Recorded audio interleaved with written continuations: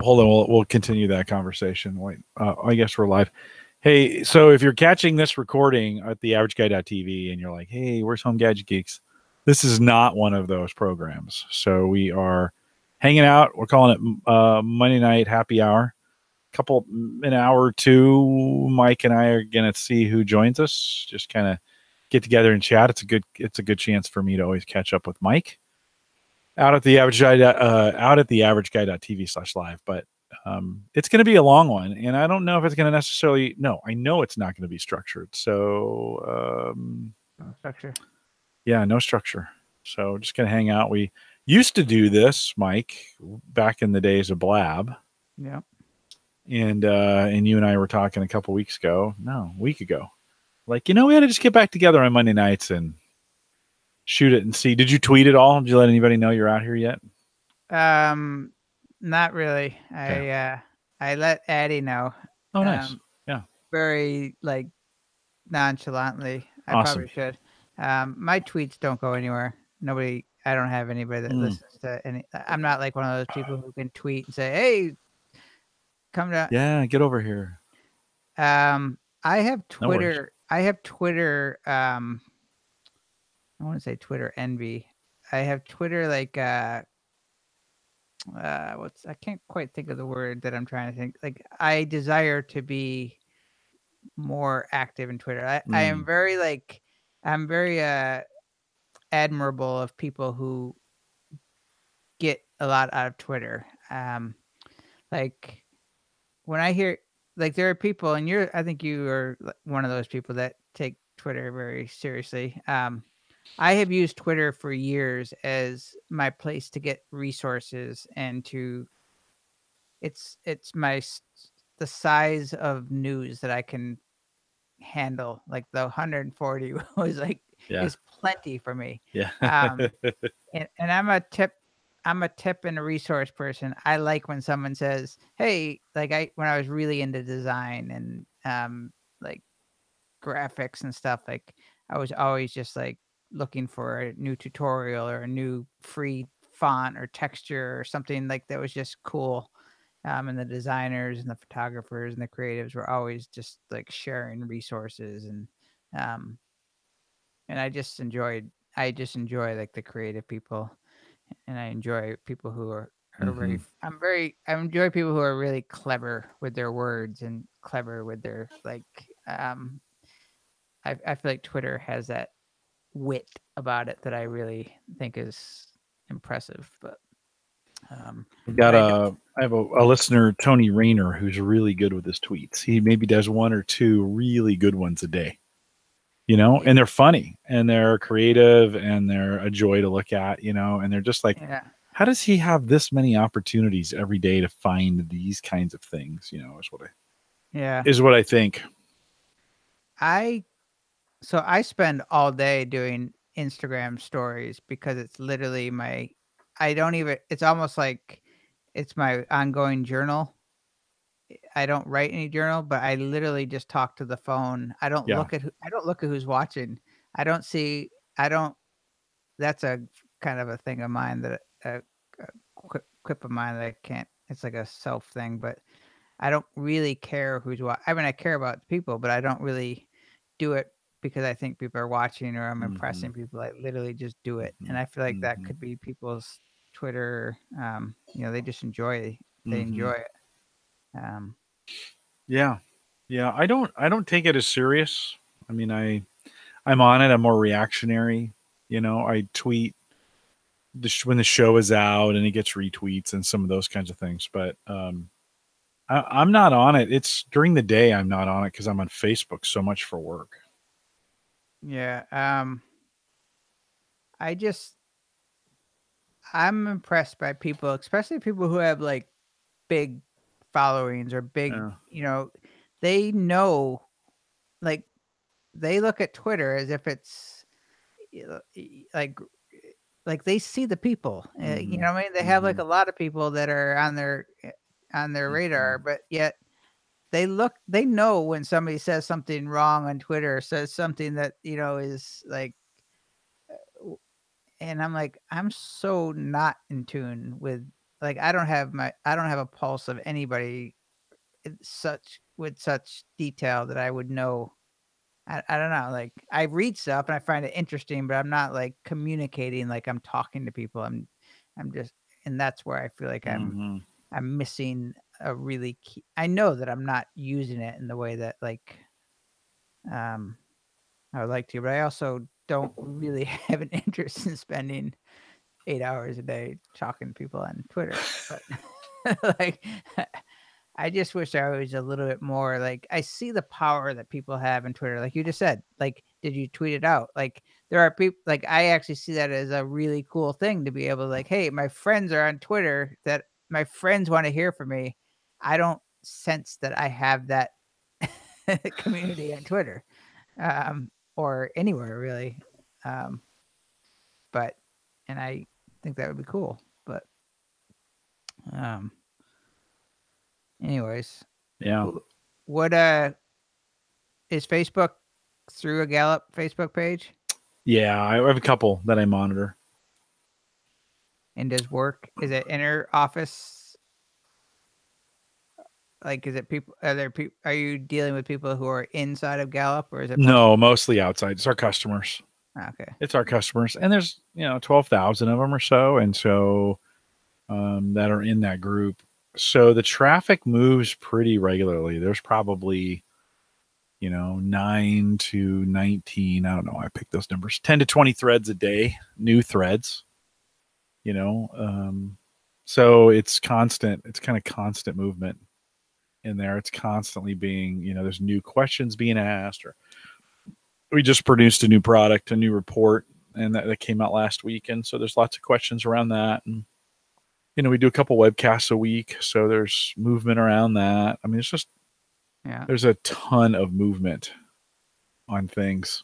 And so, yeah, it's a lot of work. I don't, and I just can't get, I can't get Twitter to work for me. Like, it's just not a thing that like it can be proactive on. Like, I don't think during the day about taking a picture and then anymore. I used to do this probably a lot more on Facebook and stuff, but life, it's so busy, and maybe my life is pretty boring, to the point where it's just a lot of work. I don't have a lot of things to take pictures of and post them on Instagram or post them on Facebook or post them in Twitter. It's mostly reactionary, I take like 100 pictures a day. Do you really? Well, like of what? What do you take them of? I literally take. It's like I just sort of just take stuff as I'm doing things. It's weird. I literally piece together my whole sort of whatever next thing I'm doing or whatever thing pops in my head, or I don't know if like I'm going somewhere, if I'm going on a job or I'm doing something, I just sort of take pictures as I'm going. And I mean, I live in, I think, a really pretty place. So I'm always taking pictures of the beach. And I mean, I do that when nobody's watching. Like that is what Instagram is. It's like literally the stuff I have done my entire life. Like I've always just sort of wandered around taking photos of for no reason, not to show anybody, not to I just enjoy the process of I see everything like a picture. Like I just see everything as like if I see a nice light, I'm like, oh, picture. And half the stuff just goes to die. Like I don't even do anything with it. I don't really care about that part of it.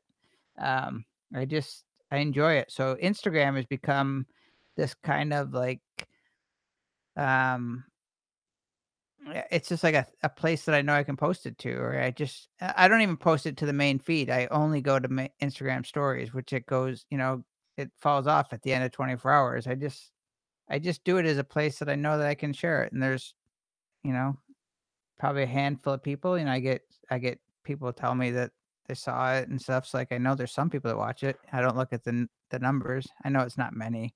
But um yeah, and I think Well, that's really the key, right? Is when it becomes something you want to do, regardless of whether someone's watching it or not.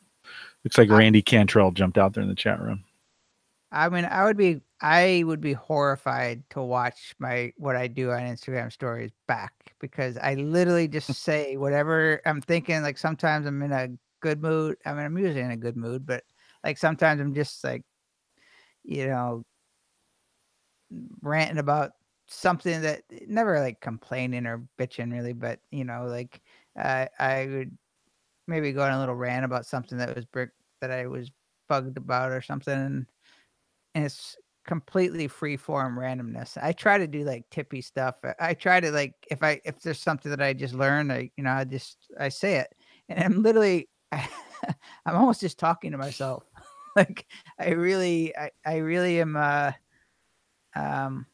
No, I do pretend as though people are, somebody is finding some sort of interest or value from it. I mean, I try to be somewhat entertaining in what I share, or somewhat aesthetic, I would say. Like, try to share like nice views of the beach or whatever I see. I mean, but yeah, I don't know. It's to me, I really enjoy. I I Yeah. I just enjoy I just enjoy making stuff. Yeah. And again, like it not for any accolades. I don't even really. I just it sort of comes natural, and I figure, I wish it's always my regret that I wish that I could convert those, and I could convert them into videos for your YouTube, but I feel like I've missed an incredible amount of like sharing my journey of what I'm doing online, and kind of building this whole whatever, new chapter from when I started, I built the website 3 years ago. And, had I shared that kind of whole sort of progression, Mm-hmm. like I do think there's a lot of value to that. And I've shared that, a lot of it in Instagram stories, but it's gone after 24 hours. So it's like a tree falling in the woods. Yeah. Yeah. Yeah. So, Yeah. but No, there was a day when I enjoyed it a lot more. Like you're saying, where I enjoyed sharing those things, but that day is not today. no, No, no, it hasn't been as fun. I think it may be just the immense amount of pressure that has been put on Facebook as a place, to blast out all your greatest hits, and since I use it for work, I just don't see it that way anymore. I used to check in when I was traveling. I would check in from the airport. I'd check in from when I left and when I got there, and maybe it was because I love to be an early adopter, but I hate it when everybody else is there. I am not. I want to be. I loved being early on Facebook. And all that it had, and I saw this potential in it, and now we're reaping the benefits of it, and maybe some of the drawback of it. And it's just I'm not as interested in I put some work things out there from time to time, and some of those things. But man, I think if you took a look at my social graph, about 3 years ago, it would just kind of fall off. I've got some automatic stuff that I do and some other things, but just not as I don't go through the day thinking, oh, I could take a picture of this and tweet about it, or take a picture of this and put it on Facebook. I just don't. I don't. In fact, a lot of my friends, they'll be with important people or in groups of people, and they'll be like, "Oh, we need to get this on Facebook," and I'm like, "Oh, yeah, I guess, okay." Like I don't even. I've kind of gone backwards with it. Hey, Chajowski, thanks for coming out. And am I able to? How are you? Yeah, go to the averageguy.tv, Mike. Oh, so you're viewing that and just grab we have a chat room out there. You can just pop out. It's got two little red boxes. You can pop out. Hang tight. I'm going to grab my iPad so I can just Yeah, no sweat. Yeah. Yeah, no sweat. If you're out there and you want to join us, this is open. You can just sit and listen. Mike and I were kind of thinking, no, Quasi, there's no being late to these. We were just sitting around last week thinking, it'd be fun just to get a Monday night chat going. Some people like to just sit and listen. Some people like to participate. So if you're interested in participating, you're sitting out there. I think all of you in the chat room right now. By the way, this is not a podcast. We're not recording this. It will go nowhere else. I mean, we are recording it. It's going to stay on Facebook or on YouTube, but I'm not creating anything out of this. It's just a time to chat. If any of you out in the chat room, I know all of you, we're going to kind of limit it to the known community. But if any of you in the chat room want to join us, I am me on Facebook, and I was just talking about Facebook. I am me on Facebook, and I'll get you the invite, and you can come in. Mike, Facebook has become very utilitarian for me. So it's a way to communicate with the 15,000 coaches or whatever we have around the world, or use the messenger for family chat, or like, this, I sent you the link via Facebook as opposed to email. I mean, Facebook Messenger has really replaced email for me, and for a lot of people. It's just a really super convenient way to get a hold of people. Not everybody's out there, but most. Yeah. And so I see it very utilitarian, and I've kind of quit the big social posts, except when I'm pimping my stuff like the podcasts. I should probably be a little more, I should post a few more interesting things and not just the podcast. Where am I finding it again? TheAverageGuy.tv. That's where I was. And then go to the live. You got to go to the live page. Okay. And then live or live 2. Yeah, live or live 2. And there's a chat room. There's a Chatwing chat room. Okay. And you can Monday Night Happy Hour. Get logged. Okay. Get logged into the chat room, or just watch it. You don't have to be out there if you don't want to. But you should see Tajoski and Kwesi and Ken and Randy out there. So the format, guys, Mike and I are going to spend an hour or two just hanging out. You don't know me, I'm Mike. This is Mike Murphy across from me. I think most of them, you were on my show, and I think the rest of them know you that are out there now. I'm pretty well known. I'm big in certain countries. I'm big in Malaysia. Albania. I'm really big in Albania. I had a question from Malaysia today. Really? Yeah, I did. That's why. Oh yeah. I went over to Uyghur's house last night. Oh yeah. I probably shouldn't admit this. So Mike Uyghur, my co-host, yeah. Mike Unplugged. Or what was our connection? It was open mic night, wasn't it? I was open mic night, and I was like, I think he was too. Yeah, he was pissed, I think. No, he doesn't get pissed. He just sues because he's a lawyer. He doesn't get mad. He just gets. He wasn't pissed, but I did get a lawsuit. How do you expand that? How come it's not expanding? I'm not seeing any ability to expand it. Do you have the red boxes in the upper right hand corner? Right above the names, there are some. There should be a wrench, a circle with an arrow. It might suck on. Show me what you see there. Hold on. It might not be good on mobile. Oh yeah, it doesn't look like it's gonna support that pop out. Chatwing, it's 2018. Let's get your box together.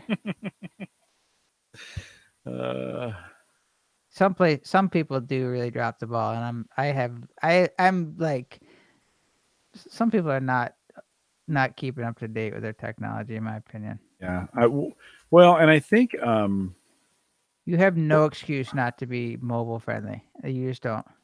Like Chatwing hasn't put any support into this thing in years. We've been using it for 4 years, maybe 5, and it hasn't changed once. I mean, talk about a platform that just stays the same. They used a new chat service for International Podcast Day, and it was pretty good. And I think I got to figure out what it was, and I might change over to it.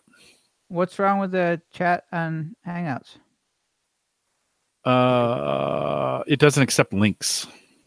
Oh. Yeah, you can't put active links in there. So, which is a real pain, because you're like, oh, share this site. No, you can't do it because they won't let you put a link in there. So that doesn't work. My dad's calling me. There's probably a Chatwing app for the iPad. Oh, let me see. We have time, right? Oh yeah. Again, if any of you guys listening out there, if you want to join us. Oh. This is scripted, by the way. Okay, let's get Randy says he wants to come in. So let's awesome. We'll throw that out there. Just IM me on Facebook. Most of you know how to do that. So yeah, I should have put a little more promotion in it. That's pretty much what I will.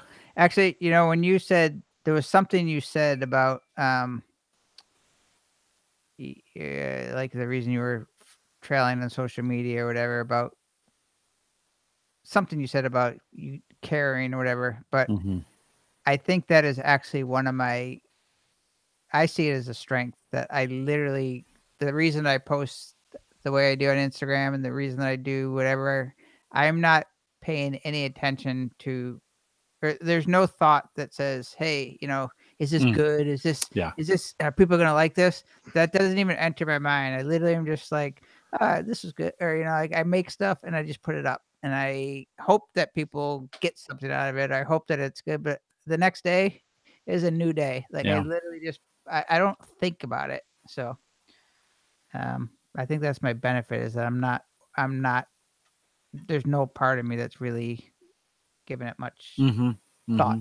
It's like just something that I enjoy doing. So, yeah, no, I worry about it because I kind of represent a brand.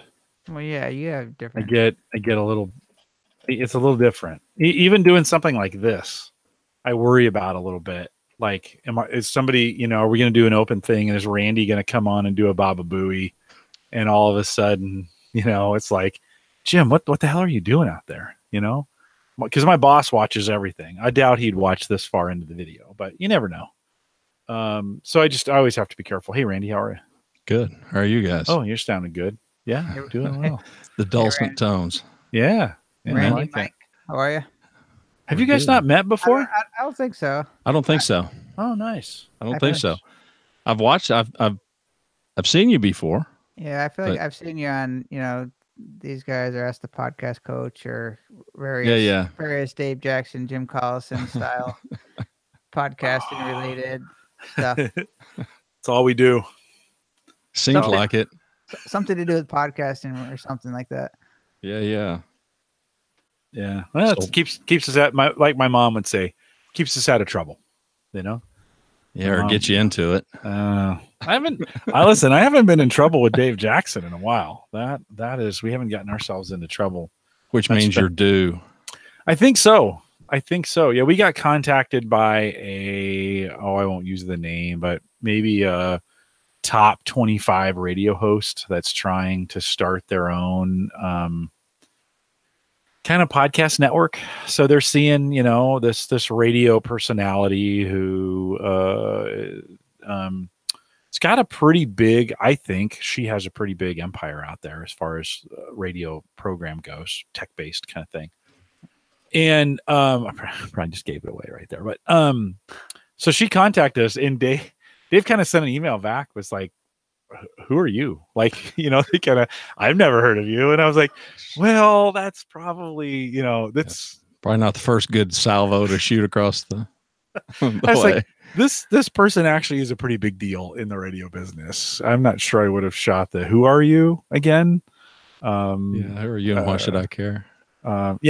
He gets hammered for free services so much. Sure. Everybody, hey, I just want to bend your ear for 5 minutes, and then it turns out to be a 2-hour, call that nobody wants to pay for.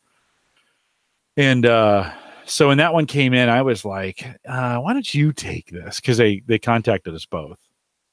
Why don't you take this, Dave?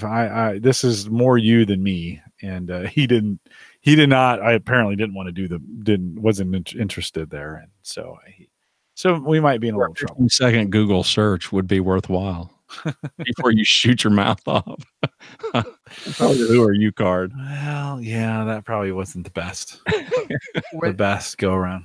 Were they seeking help though? I mean, like, okay. So I think the email kind of came in, kind of couched. Is that the right word? As asking for help. Hey, and then as Dave dug a little bit deeper, it was like, well, we're looking for podcasters who want to come in, and we've got advertisers lined up, and we want to do pre, post, and mid, and want to have you guys join this network, and here's what we pay, and and I get it. If I was radio and I had this gigantic audience, I would also say, hey, maybe I could bring some podcasters along, seeing the future in podcasting. Maybe I could bring some podcasters along, skim off the top, and provide them what they want, which is some advertisers. And it makes sense. Yeah, but that's an email that Dave's probably seen hundreds of times before. Yes. Yeah. Oh yeah. So there's he's a lot more cynical in that area than I am, for sure. Yeah. Probably. Yeah. No, and it's probably wise. Not long after that, I was wondering if this was the week for like tech support, or for like these kinds of emails. Because not long after that, I got an email from someone else. Let's see, who was it? Yeah, is there a seasonality for that kind of thing? Well, I think in fact that the email, they even had the same first name, and at first I thought it was them, and that was not. And they'd heard me on Chris Curran's podcast engineering school, and so they're wanting to, they got some questions about how to start. How'd you enjoy that? I didn't. I caught a little bit of Ask the Podcast Coach, but Chris is. I should have listened to a few podcasts before I jumped in there. Yeah. I don't mean it that way. No, one would be enough for you to get a flavor. Yeah. I didn't mean one would be enough of him, but you have a sense of him with just one. Yeah, no, he's great. I loved it. I loved his energy. I loved what he was doing. I loved his style. Yeah. I just probably in the beginning, I just probably wasn't ready for it. And that's okay. I mean, I am me, and I'm not going to go in there. Like this was my point to him, because he said before we started, have you listened to any of the podcasts? I'm like, no. I go in, I like to go in cold, because I don't like to try and mimic something I'm not. I don't like to try and like you could mimic him. No. But I may have gone in a little weirder, like thinking I needed to do that. Like, oh, okay. Or nervous that like, I don't know what I'm going to do here. Yeah. Talk about tortoise and hair, kind of a difference.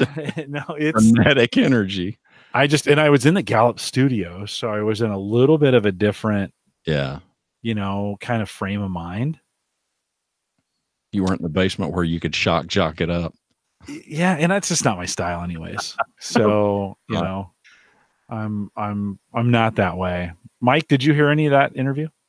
No, I'm just kidding. Hell no, no, I did not. It's funny. No, it's okay. It's okay. It was good fun. There was I got a few emails from it, and one of these was this contact email from someone who said, "Hey, I've heard you on Ask the Podcast Coach, and I just heard you on Chris's podcast, and I've started a hobby podcast that I want to take to work as well." And that's kind of my message, right? It's like, hey, get this thing to the enterprise if you can. And so she had a couple questions, and I'm not a big fan of emailing forever. It's like, that's more time than in my estimation, that's more time than, like, hey, can we just get 30 minutes on the phone, and I'll just call you and we'll have this thing talked out in 10 minutes. I'm a sucker for, I'm not a sucker, I'm a softie, I should say, for anybody who contacts me. I can, it's like, I'll go as far as I need. And I'm getting better. I mean, I used to be really bad at I would just give them whatever, and then they would I have learned that some people will never stop. Like, I'm always thinking that people are just going to, not push it or over push it. But if you allow certain people to, if you give them enough, they will just keep coming back and be like, okay, like, we've gotten pretty far, and like the free advice, like we went past like a question. Now we are in a full blown, like consulting thing, like there's a limit to what the email questions should encompass, and I often will get taken advantage of. The minute I'll say, you know what, we should turn this, like we should take an hour and block it up, I'll send you a calendar like, oh no, I don't want any of that. I don't want any of that possible paid time, Yeah. We'll have Jim superimpose your email address and your cell phone number on this. It doesn't we can really amp up all the free business. Please contact Mike Murphy for unlimited calls. Just don't let him get to the point where he's. I am the free consultant. Like that should be my name. And the real thing is like I actually really like it. I don't even want, like, when I go down the road of like possibly charging, like I don't even want to do that. Like I don't even want to have like paid calls to like teach somebody how to do something. Like it doesn't even appeal to me to do it. For the most part, I'm totally happy to do it. It's when some people really, it's almost like they turn the corner and like you can sense they're taking advantage, and it's like, wow, that I didn't think it, like I don't know how people could do that. Like there's like the people who ask me questions, like I love questions, and I ask people to send them to me, but when it comes to this, like, sort of, I don't know, like there's certain people that take it to a different level, and it's like, wow, I don't know how that people do that. But now on YouTube, they must go to my email or website. I'm starting to get calls and texts from like random people like on YouTube that are just like asking me questions about like sort of related to tutorial, but not really. Like it'll be like, hey, can you help me fix my Mac, or can you help me do this? And I'm like, they're calling me just it's going over the limit just a little bit. And like, yeah, I got your number on YouTube. I'm like, no limits to people's ability to abuse others. Yeah, comment. Let's stick in the comments on the YouTube videos, okay? Yeah, just leave a comment out there. I'll get to it when I get to it when I can. Yeah. I don't remember at the end of my video saying, "Hey, give me a call on Sunday night, and we'll kill a few hours." Yeah. Randy, do you get much with your podcast? Do you get much where people find you and then just contact you out of the blue? Yeah, I mean, I don't get people asking me for, like that. Yeah. I get people but your podcasts aren't built that way. Mike's are, right? He puts out a lot of how-to stuff. So that kind of makes sense. I ask for it. I mean, I ask for questions. So I'm not, and there's no part of me complaining. I complain when it's sort of like, when it goes to past a point, I'll say, hey, this should we need to turn this into like a call, like a real call. Like people want me to build their entire podcast. I'm like, there's a difference between how much is the thing to like, let's do a start to finish podcast. Like that's a thing. That isn't an answer that I can give you in one email sentence, or, like that's a full on commitment, and like, that's where I'll be like, okay, like yes, I can help you, but that's too much for just, hey, can I ask you a quick question? Can you just start me a podcast? But I would think you would get stuff like that, Jim. Sure. Yeah, that email I just got was one of those. I've started a podcast and I'm going to take it to the enterprise, and I don't get as much as you'd think, but I do get those. I'm pretty good at deflecting them or starting them or getting. I've had a few pay me to do it, and that's great. We start with a call, and usually 30 minutes saves me 2 hours of email back and forth, right? And so 30 minutes, and then we get there, and I'll just say, hey, if you're interested in start of this, these are my rates. Okay. So that first call, you don't charge them though. No. It's just a kind of a feel for where they're at. I would never do that either. And I don't really care about that. I just, but it is funny how I think people would let you go the 4-hour training route if you kept I think if you let them, although I've never had anybody take advantage of me that way. Not really. I mean, well, it's up to us to put the boundary there. Yeah. And it's what's interesting, I think, is I'll take a call early, like before work or around lunch at work or whatever. I have a flex schedule, so work doesn't care if I take 30 minutes here and there to make a call. I do it maybe once every 6 months, so it's not a big deal. But like when I call from work, that sets a higher precedent of, like, oh, you're at work. Okay, I better get to business here. And rather than someone trying to kind of just milk it for what it's worth. But no, I haven't had to. Randy, do you get much of that? Or like I said, you probably don't, right? But even in the executive consulting, or that your clientele wouldn't do that. That's not. It's no, right? No. I mean, I couldn't tell you the last time somebody even tried to. No, I mean it doesn't happen. People they'll want to engage and have a conversation. To try to get some idea of what I do, that kind of stuff. But that doesn't even happen that often. But I've always said, I mean, I put my first audio online in 97. And so we were, we called it audio journaling back in the day. That was before people called blogs. They were journals. And for me, it's been a business development vehicle, but primarily to give people some sense of me as opposed to trying to gain a customer so people can go and they can check out. And I mean, come on, you click play and within 15 seconds, you're going to know if you love me or hate me. Yeah. Well, I get a sense you use it as a sense of therapy too for yourself. Like, well, the leaning toward wisdom, I absolutely do. Yeah. But it's also why, I've been dormant for too stinking long now.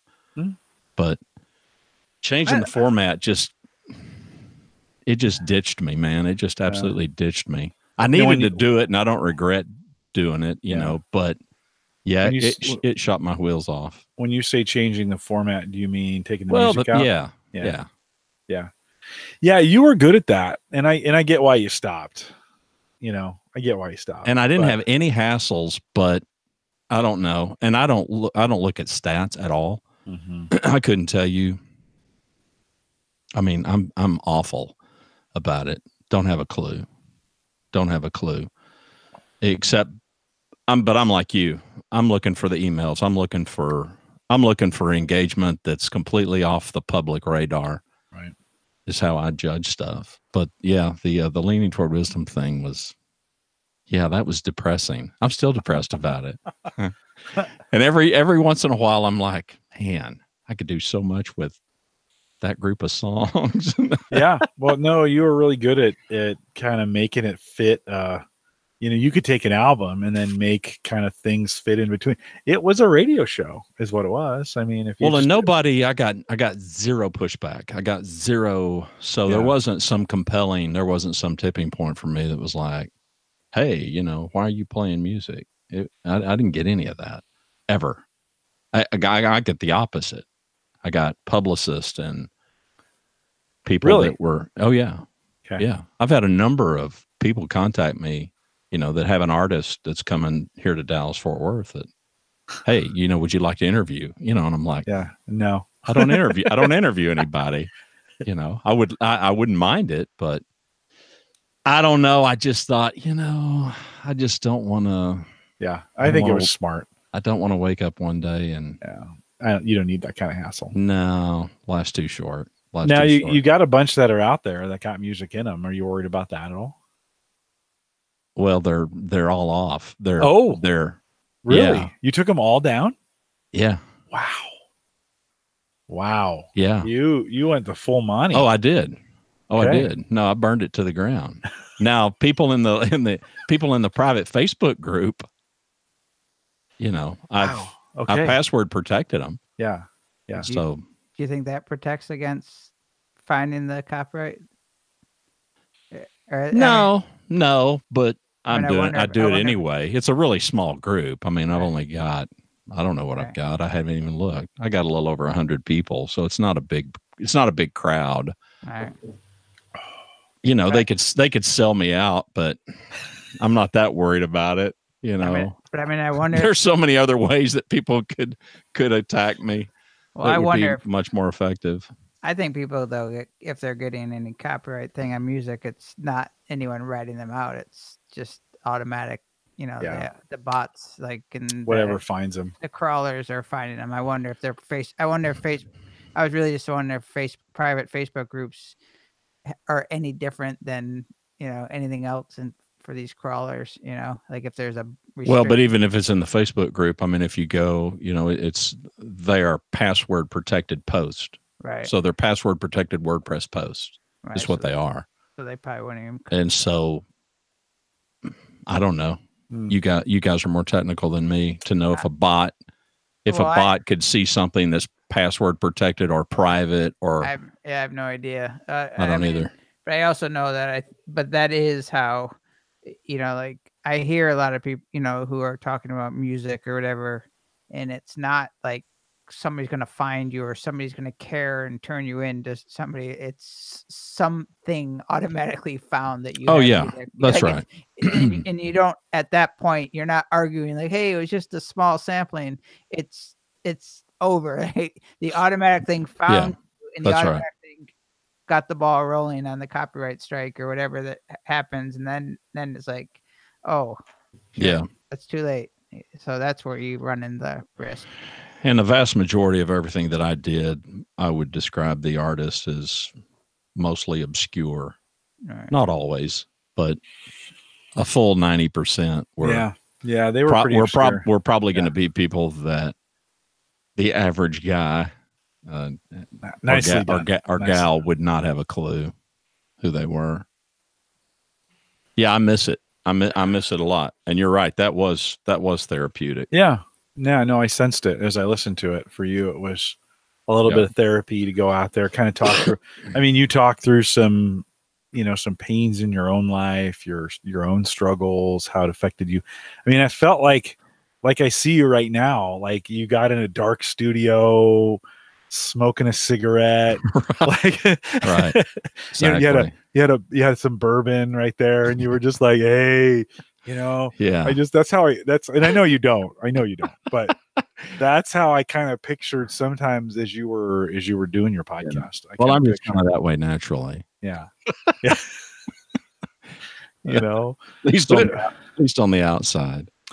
But I could see how it'd be a struggle now that it's not there to create the same content without the music, and how that would just could and maybe is not as satisfying as it was before. Well, I'm trying to figure out a way.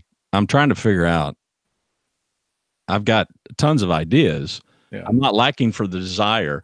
I'm lacking for format. I'm lacking for, okay, how do I want this to sound?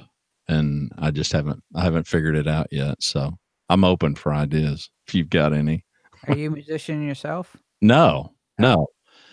No, man, my history was I was a high school kid and walked into a stereo shop, which nobody younger than me even remembers, but because I just loved records and loved listening to music, you know, and man, it was great. It was great. So I got into the consumer electronics business by accidentally on purpose. So no, just a huge music buff and know way too much about it. You know, even contemporary stuff, than I probably should, but at any rate. So no, I would do shows and they would be themed, and they would probably be themed around some lyric or some, you know, some song that was in my head at the time. So, but I listened to a ton of music. So who are you liking lately? Who are you liking now? You know, just too much to. Well, this soundtrack to A Star Is Born, really, it's pretty stinking terrific. Oh. You know, and I'm not going to lie and tell you that I'm this Lady Gaga fan. But that record, you know, that record that she did, Joanne, that's a good record. That's a really good record.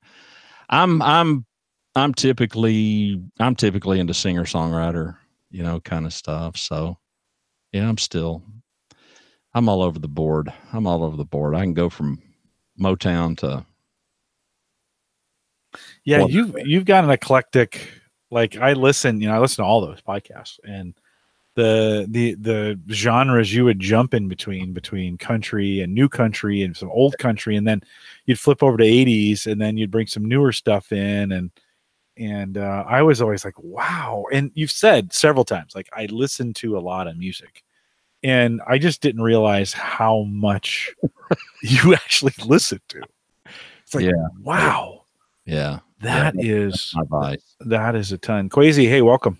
Hey, how's it going? You guys hear me Good. okay? Yeah, you Very- sound good. I wanted to join the shaved club here. Yeah, well, I feel like I need to maybe lose a little bit. Break. Look at you. No, you're good, man. I'm going to be good for a while. It is starting to creep up, but I think I'm going to be good for a while. Well, I'm good from now on. Yeah. Forget a while. Well, my dad, when he got older, and it's starting to form back here, I've got the spot on the top. I need to put a yarmulke on top of there to kind of cover that that bad boy up. And funny. Quasi, how's it in Vegas? The weather's great. If you don't like hot weather, this is the perfect time of year to come out. So we're really, yeah, we got up to about 85 today. That'll be the last time we get that warm. We're going to drop into about the 70s, and at nighttime we get into 60s. So it's very comfortable. Beautiful. Yeah, beautiful. Beautiful. We were in the 70s today. It felt cold. I mean, shut up. Cold. Shut up, Murphy. I'm serious. I'm not even being like a jerk about it. It was 74. Yeah, you are. I mean, I am if you live in Nebraska. But, yeah. I was literally like, oh, it feels kind of nice. I had a jacket on. Like if you get to wear like a windbreaker or sweatshirt, it's like, yeah, feels good. I mean, it feels good to be able to wear a sweatshirt. It's been like 80. It's been in like 90 up until about a week it's been ago. super hot. You get the humidity. It's always dry in Vegas, right? Crazy. Yeah, absolutely. But it's funny that Mike mentioned that because when it gets to be 60 or 50, I'm freezing. I need a hat and gloves. 60 is like. I told you I should have installed windows in the house. I don't have heat in my house. I have a little heater. I just have an AC, and I need it for 2 weeks out of the year. 2 weeks we're cold, and then the rest of the year it's like. I could send you some Bitcoin miners. That's all you would need. Just two GTX 1060s and mining on nice hash, Mike, and you'd be as much heat as you need. Those words meant nothing to me, but is Bitcoin still? Even I know what that all means. No, is Bitcoin a thing still? I mean, like, is it still? No. No, it's done? No, it is. It's in its in the Gartner hype cycle, right? We crested back in February of this year, and then it has been on a slide and a hard slide. But I think I said on the post show of Home Gadget Geeks on Thursday that this is the most stable I've seen Bitcoin prices in forever. And forever is like a month. But it's been for 2 months, it has been just flat. And that's a good sign. I think that's a sign that at least prices have stabilized. And today, CNBC wrote an article that said, the equity markets have just gone wild, right, over the last couple weeks. They said, ironically, it's Bitcoin that is all of a sudden the stable, currency and all this stuff. So what did it peak at? 19 and some change, 19,000 and some change. It's at 64, 63, something right now. So it lost 3 times its value on its way down, but it's been pinging between 62 and 65 for 2 months now, and there's really no sign of it changing, which is what cryptocurrency needs to be. It needs to be stable in a lot of ways. If it's actually going to do what they say it's going to do, these high price fluctuations don't do anybody any good. Now the miners don't want to hear that, but that's the way it is, Do people lose a lot of money, or no, nobody lost money because it was never real to begin with. Right. That run up was so short. I mean, it basically started in November of 2017, and it went through February of 2018. So 3 months, we saw the spike from about where we are today up to 19 and then back. You couldn't buy enough. Certainly there were folks who bought in, but you just couldn't get enough and buy in enough fast enough to lose enough. And so most people, whatever they lost in paper. Never was really there to begin with for the most part. Don't get me wrong. People lost money. Like there was definitely some, but we're not talking about stock market crash kind of money. So, we're talking about a bunch of nerds, And did anyone make real money? Like, did anyone? Yeah. Yeah. I think there were a handful. It's probably gone already. Because they don't know. They didn't know. They didn't know what to do with it once they got it, and so they've been chasing the next thing, whatever that is. And I doubt very many are. It didn't set up like a Bill Gates. When did you first get in it?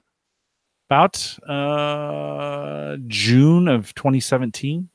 But we had Edward on as early as like summer of 2015. Yeah. So we'd been talking about it for a while. And when he came on the show the very first time, I was like, I interviewed him. He knows this. This is probably not new. But the first time he came on, I interviewed him. We were dead serious. And then after the show, I'm like, dude, this is the craziest crap I've ever heard of. Like, I don't know what kind of snake oil you're trying to sell here. Yeah, only morons would do this, and then you're signing up. And he was like, "Hey, dollar cost average in, let's just do $50 a month." Well, if I would have done that, I'd have had I could have had $250,000 at the peak. Now, you don't know it's the peak, right? Right. Right. So I should have listened to him, but we'd been looking at it for 2 years before it started doing its thing. Mike and I started getting involved in it last summer. Right. Year and some change ago. Is he still doing it? Like no, a little bit. Not, and I'm not even really. I guess I have some burst coin that I'm mining and some nice hash from time to time, just to see where prices are. And it's mostly so I can talk about it. The post show on Home Gadget Geeks now is all crypto based, and it's hard to talk about crypto when you're not doing any of those things. So I kind of stay in it just so I've got something to talk about. Those are the best advice givers, though. People that aren't doing it, whatever it is. Yeah. Pick it. It doesn't matter. Yeah. It's where all the expertise is found, don't you? Yeah. Right. Yeah. Well, I heard on the radio. Let me tell you what you should be doing. Right. If you were smart. Doing it? No, I'm not doing it. Are you kidding me? Why would I do that? The dumbest thing I ever heard. All right, boys, I'm jumping off. All right, Randy. Enjoyed it. Everybody have a good one. Thanks for jumping in or seeing if these Monday night things of just coming out, showing up, talking for a little bit and turning it off. Yeah. They seem, everybody needs a happy hour. Therapeutic. Yeah. Bring your bourbon. This is, bring your bourbon and cigar or a cigarette. Just right. Dim the lights, put some jazz on. And we did Dave before you go, Dave McKee and I did a podcast one time, and John Zadler, where we had a guest, and the whole time you could hear him, and it was just audio only in those days, and you could hear him smoking. And just right in the microphone. Yeah. I was like, couldn't you just off to the side, right, or something? But no. And you could just use your imagination as to what he might be smoking. Yeah, it was we could see him. We didn't record the video in those days, and it was a cigarette. But anyways, Randy, thanks for jumping in. All right, it's good seeing you, man. Take care. Have a good one. See ya. So, Quasi, what's new, man? I'm learning the world of coding. Oh, yeah. What kind of language are you in? Starting with HTML, CSS. That's what I'm currently on. All right. And JavaScript. My goal is to become a front-end web developer. Nice. So really, really excited about that. Going to code school, or are you just doing it? You're on your own. Doing the self-taught method. Actually, Christian, he kind of got me kind of into it. I was going to do the cybersecurity route, but then I thought maybe not my speed. But I love doing, because I did some coding when I was in high school. It's one of those things where you're like, what can I do? And I'm around computers all the time. So doing the self-taught, I looked at going to online school, and I thought, why should I invest, $7,000, $8,000, $10,000 when basically the school is just there to kind of, there's nothing wrong with it. I mean, it's great for people, but I didn't want to get in debt. The DeVry was too expensive, and did a lot of research. A lot of people were doing it. So it's a grind. I got to practice every day, learn stuff. So got a new site set up with Christian, so I'm going to do some practicing on that. So good. He's been really helpful. He's a good kid. Mm-hmm. And it's cheap. You just got to do it. You got to give yourself a reason to be in it every day. Exactly. It's. Go ahead, Mike. I was gonna say, are you doing it are you self-teaching yourself on any kind of like curriculum? You know, like at a class, and not like a necessarily a paid class, but something that's sort of progressive, like you can start to finish type thing? Yeah, there's a guy by the name of Colt Steele on Udemy that has a front end web developer boot camp, and you pay like I think it's $10 for the course. Yeah, and you basically kind of follow along, and he goes from HTML through JavaScript, talks about some like React, some other platforms, things like that. So then I actually put together because my regular job is working as a business analyst, project manager. So I put together like a project schedule to treat it like I'm in school. So I've got basically, these are the things I need to learn. And then these are kind of some of the nice haves that I need to get. So I'm giving myself 6 months. What I want to do after that, who knows? But there's really a lot of options. That's not that long, really. I mean, you can probably get a lot in that time today, and that's really not that much to, if you're probably working hard, probably between work and that, but that time will probably fly by for you, and you'll be like, crap, by the end of 6 months, you'll be maybe having a new skill set that. What do you have any idea? Like, I mean, what interests you in terms of web design? Like, do you have anything that like you could see yourself maybe building or thinking you would enjoy building when it's all done? Yeah, I mean, I'm thinking about the podcasting community. Could I maybe put together sites for people that are interested in that? Because right now everything's WordPress, and that's pretty easy to do. But would somebody be interested in that, or is there a company to work for? I really haven't thought about the ideas, but I know the options are open. I originally thought this was going to take me a couple of years because I just turned 47. That was my big concern. Am I too old to do this? And found out that wasn't the issue. So I was giving myself, okay, by 50, I'll be ready. And then when I started doing my research, there are people that are getting this done in 3 months. Now, you put in a lot of hard work. You code every day. It's been suggested I put 3 to 4 hours each day, and then on the weekend, 6 to 8 hours. You really need to practice this. You can get HTML took me just a couple days, but I've got to keep practicing. CSS, a little bit longer to learn, but not complicated. It's JavaScript once I get into that, and the algorithms that kind of concern me. So I think web development to start. Is JavaScript where the algorithms come into play? No, it's JavaScript makes the web move. Right, but where's the? Did you say algorithm? I think it's more for when you do like interviews is what I'm hearing people talk about. They'll give you situation scenarios to walk through. Okay. I don't think it's necessarily needed to build the site. Like if you want to maybe work for a top Fortune company or whatever, things of that sort. Okay. It's not required, but it's something that I want to kind of get a little bit better at. But I'm excited about it. I'm really enjoying it. It's good. I'd say, and then you're going to need a break somewhere. Like you're not going to get through traditional channels. You're not going to get somebody to pick you up. You're going to need to know somebody who knows somebody who's looking for something. And that first job could be really good or it could be really crappy, but it's a first move right into that space. And then that one thing leads to another in those. And the industry, we are really, really short good developers. So once you get somewhere and you get going, you'll move and grow. It's just getting that very first kind of look from somebody. Right. Well, even the company I work for, it's even though it's contracting for the government, they do have developers that work on various projects. And I've actually talked to my supervisor, say, hey, this is what I'm wanting to do. And he says, hey, keep us posted. They got me access to Skillsoft. So if I want to learn some other things there. Yeah. So there's an option through work. I'm actually kind of documenting stuff online, being very careful what I'm doing, because I'm, never who's watching. But it's a great community, meeting a lot of folks. I'm going to go to a meetup here in town next week. So I'm really excited about the opportunity. So my podcasting, I'm still doing that, but my priorities, I had to back off on a couple sports games to watch. You got to juggle on the PS4. I have to be careful with that. So, do you guys have the Raiders yet? Are the Raiders? Have they moved? 2020. Okay.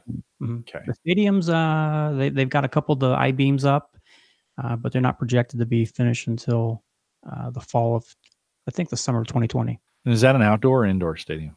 It's going to be. It's got to be indoor because of the. I was going to say. It's going to be a like a glass roof. Okay. And I don't think it's retractable, but then the northeast east end, I believe, that's facing the strip. That's actually going to be open, so they'll have the Al Davis, flame thing there. Yeah. And then down the street from where I live is going to be their headquarters. They're going to be building their headquarters. Oh, that's cool. So that's cool. I mean, I grew up in the Bay Area, so it's sad to see Oakland lose their franchise. Maybe one of the LA teams can. Yeah. Oakland's that's a tough city to have a sports franchise. It worked in the early days of the NFL, but there's no way it can work in today's super gajillionaire NFL. You got to be in a major market or a market with a lot of money. And if you saw the game yesterday, the Packers were in. Yeah, there were more Packers fans. I know. It seemed like. I know. Well, it's going to take a while, I think. They just got there, right? And they were there and then gone and then back, and I'm not sure the Raiders ever really, even after leaving LA, the first time, if they were ever really that comfortable back in Oakland again. Who ended up winning yesterday that Green Bay game? I watched Rams. Yeah. I did. I was watching it, and I don't remember seeing the end. And then I got into baseball. Yeah, they kind of choked at the end. They did. He fumbled the ball and didn't give Rodgers a chance. He was not happy. Well, Rodgers could have run the clock out with a sustained drive, and they didn't get it done. And then the kicker basically kicked it backwards. that set up LA for really good field position, and then that put him ahead, and then they couldn't. Yeah, they fumbled the ball in the kickoff, but I think it was lost before that, so it's too bad. But to your point, I mean, LA has always been a really fickle sports city, but maybe the exception of the Dodgers. And I mean, the Lakers aren't doing that great right now, and man, that's what have you done for me lately? Give them time. Yeah, no, I know, but it's LA is a tough sports town. They are hard on their professional sports. They'll have their day again. They got the big guy. LeBron's too good.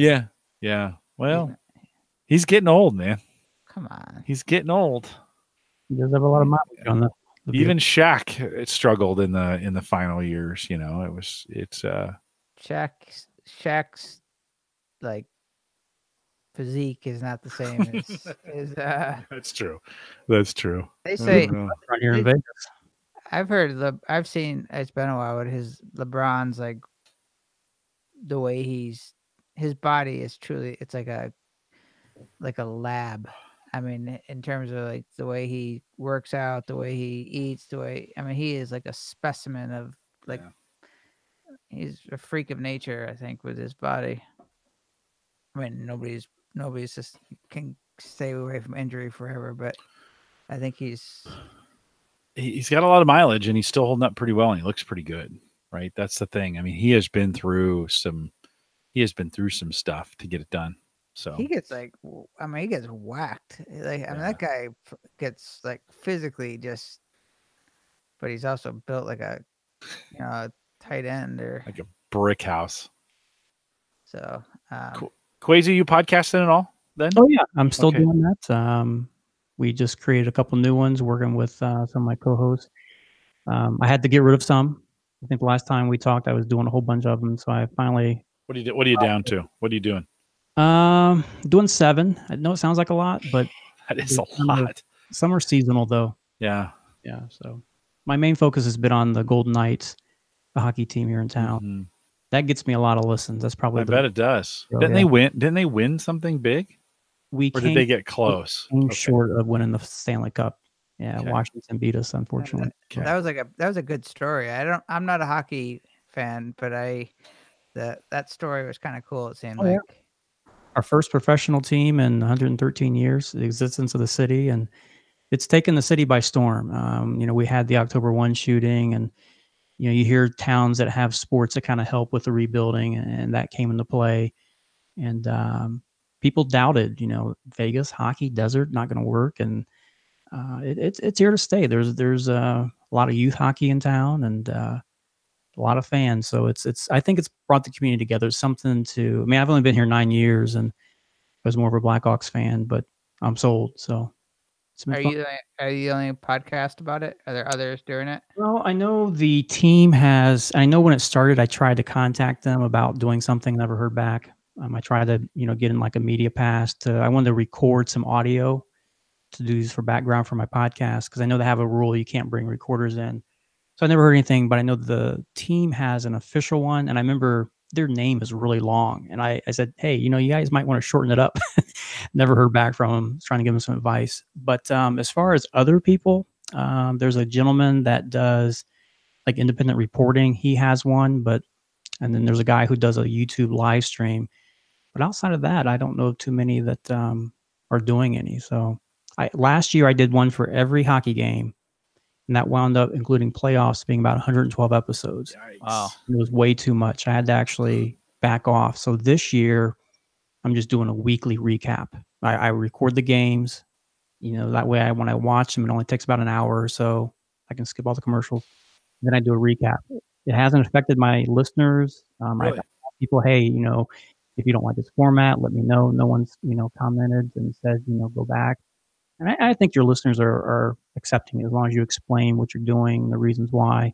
And then with going back to school, I got to make sure that I spend time with that. So, and you doing this video too, or?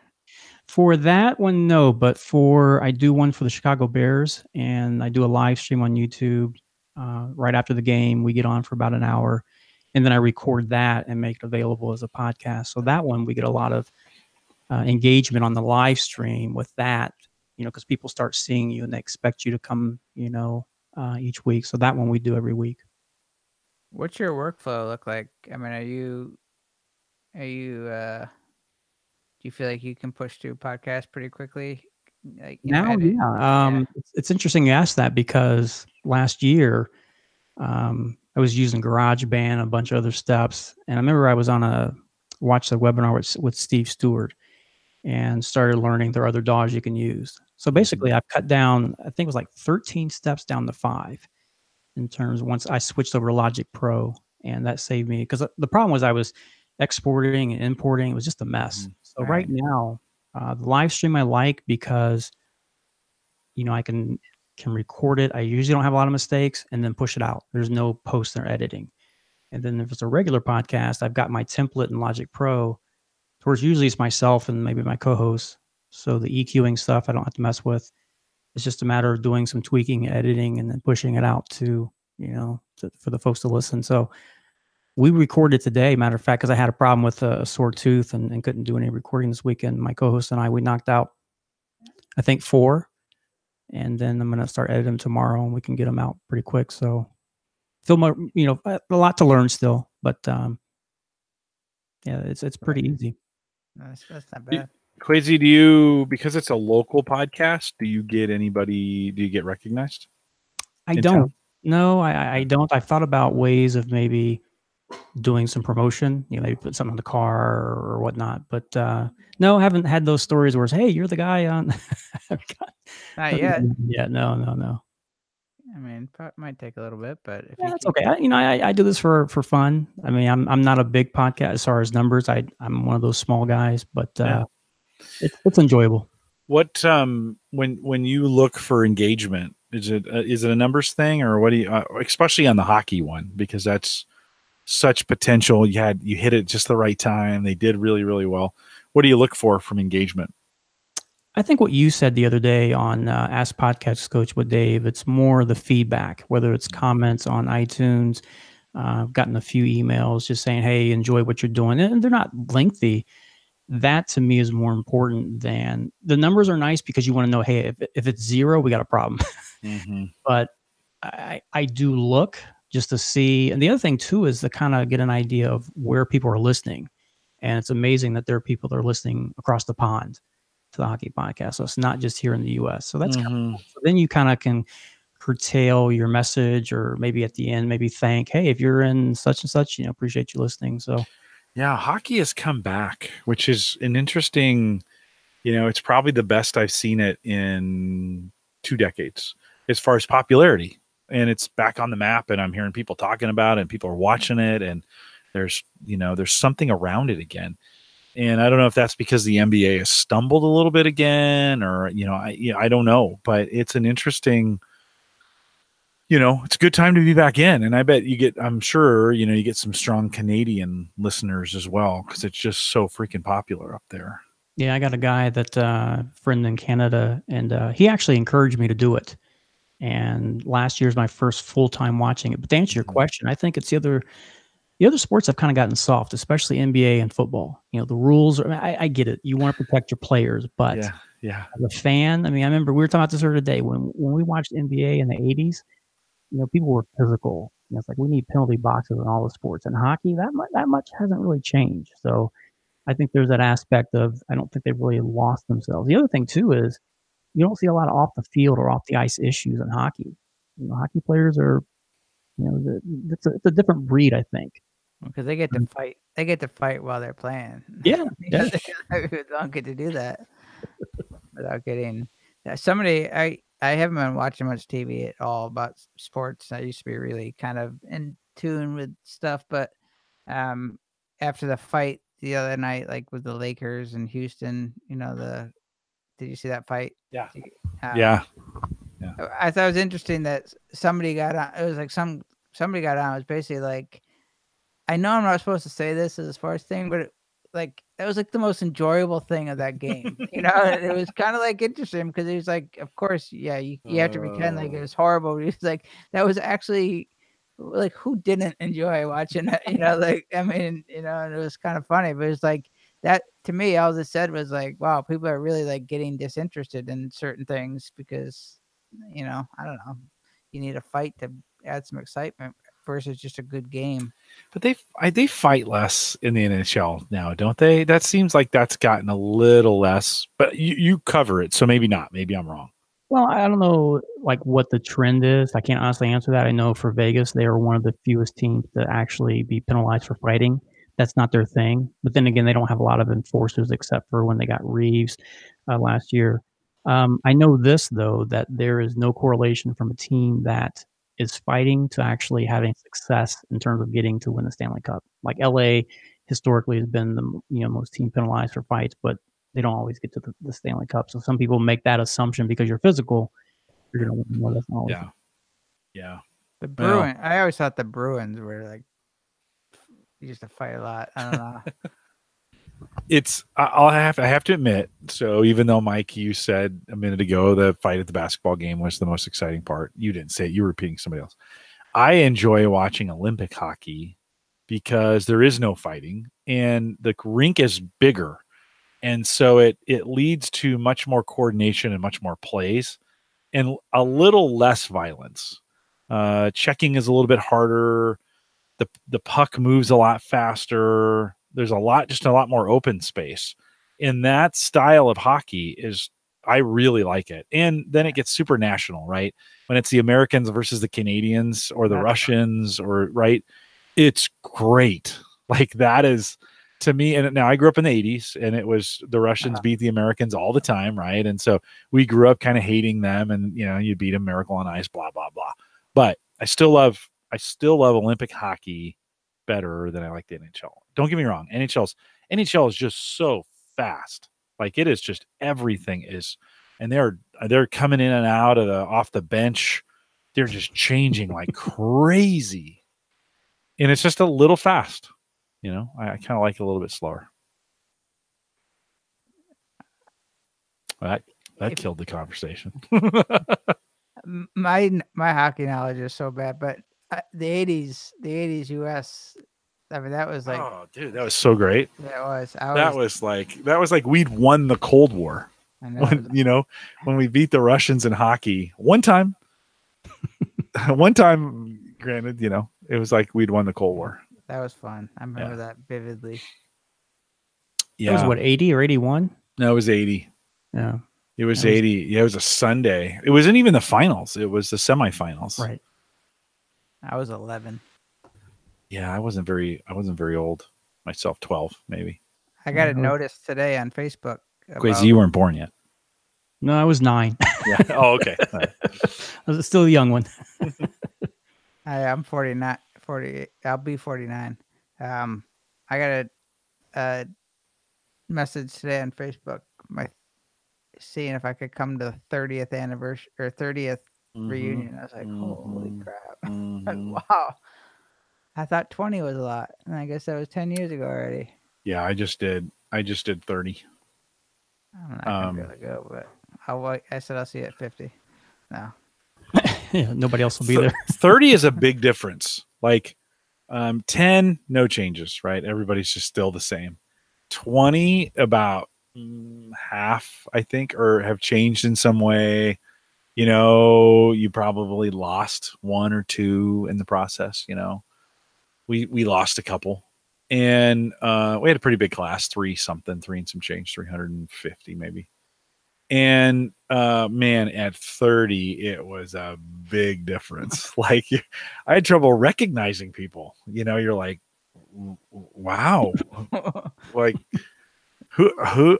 Oh, Ed, you know, or whatever, right? You know, yeah, you kind of what, and you know what's going on there. So it's what's happening. Tracy, what happened? Have you done any? Did you do 20 or did you guys? I did 10, and for me, I don't know about you guys, but it felt like I was still back in high school. There was a lot of, like we had it at some convention place, and the same people that would hang out in the hallways or in lunchroom were doing the exact same thing. And I wasn't a very popular kid in high school. Yeah, I had a few people I had was kind of the nerds, and I was like, okay. So I never went back to the 20 or 30, but I did see the pictures. To your point, you're looking at the pictures on Facebook and you're talking to your friends like, hey, who's the guy over there? Yeah, I know. I had a guy come up to me and Jim, and this was at 20, and I was like, he was like, Ed, my name is Ed. Wow, really? Like that's really you? And I just couldn't. He had changed so much, and just in the 20, and then 30 was definitely one of those moments where you're like, wow, okay, we are all getting old, you know. I would like to go. I mean, I'm going to be out. I'm going to be going somewhere. It's during Thanksgiving time, so I already committed to go to my sister's. But I would have gone. I think it'd be fun. But I mean, I would have enjoyed it. I went to school small, like 100 people or 120 people maybe were in my class. Like it was just a small high school. We had a lot of them, so it was like just one of many public schools.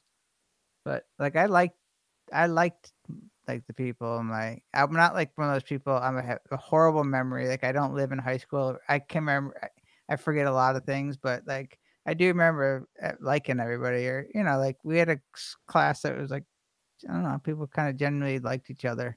Like there wasn't like drama. It was just kind of like, you know.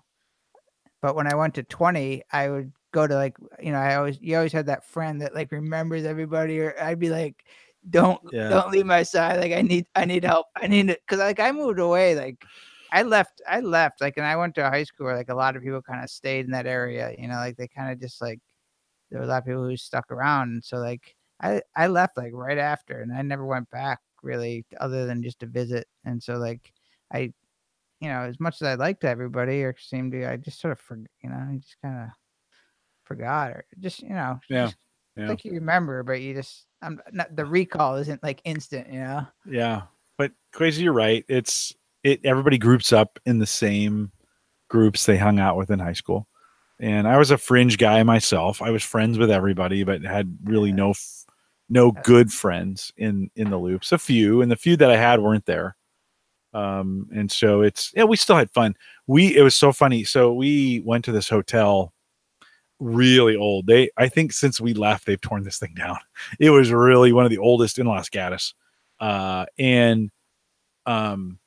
So we were in there, and they got a band, and it was loud, and we were having a good time. And we tried to move it into the hotel bar at about 11:30. Our band shut down, and we had the facility till like 11. So they closed the things down, and they closed the bar at 11, but we all went into the bar, and then we were trying to give the bartender like, hey, like just serve us. Like we have money.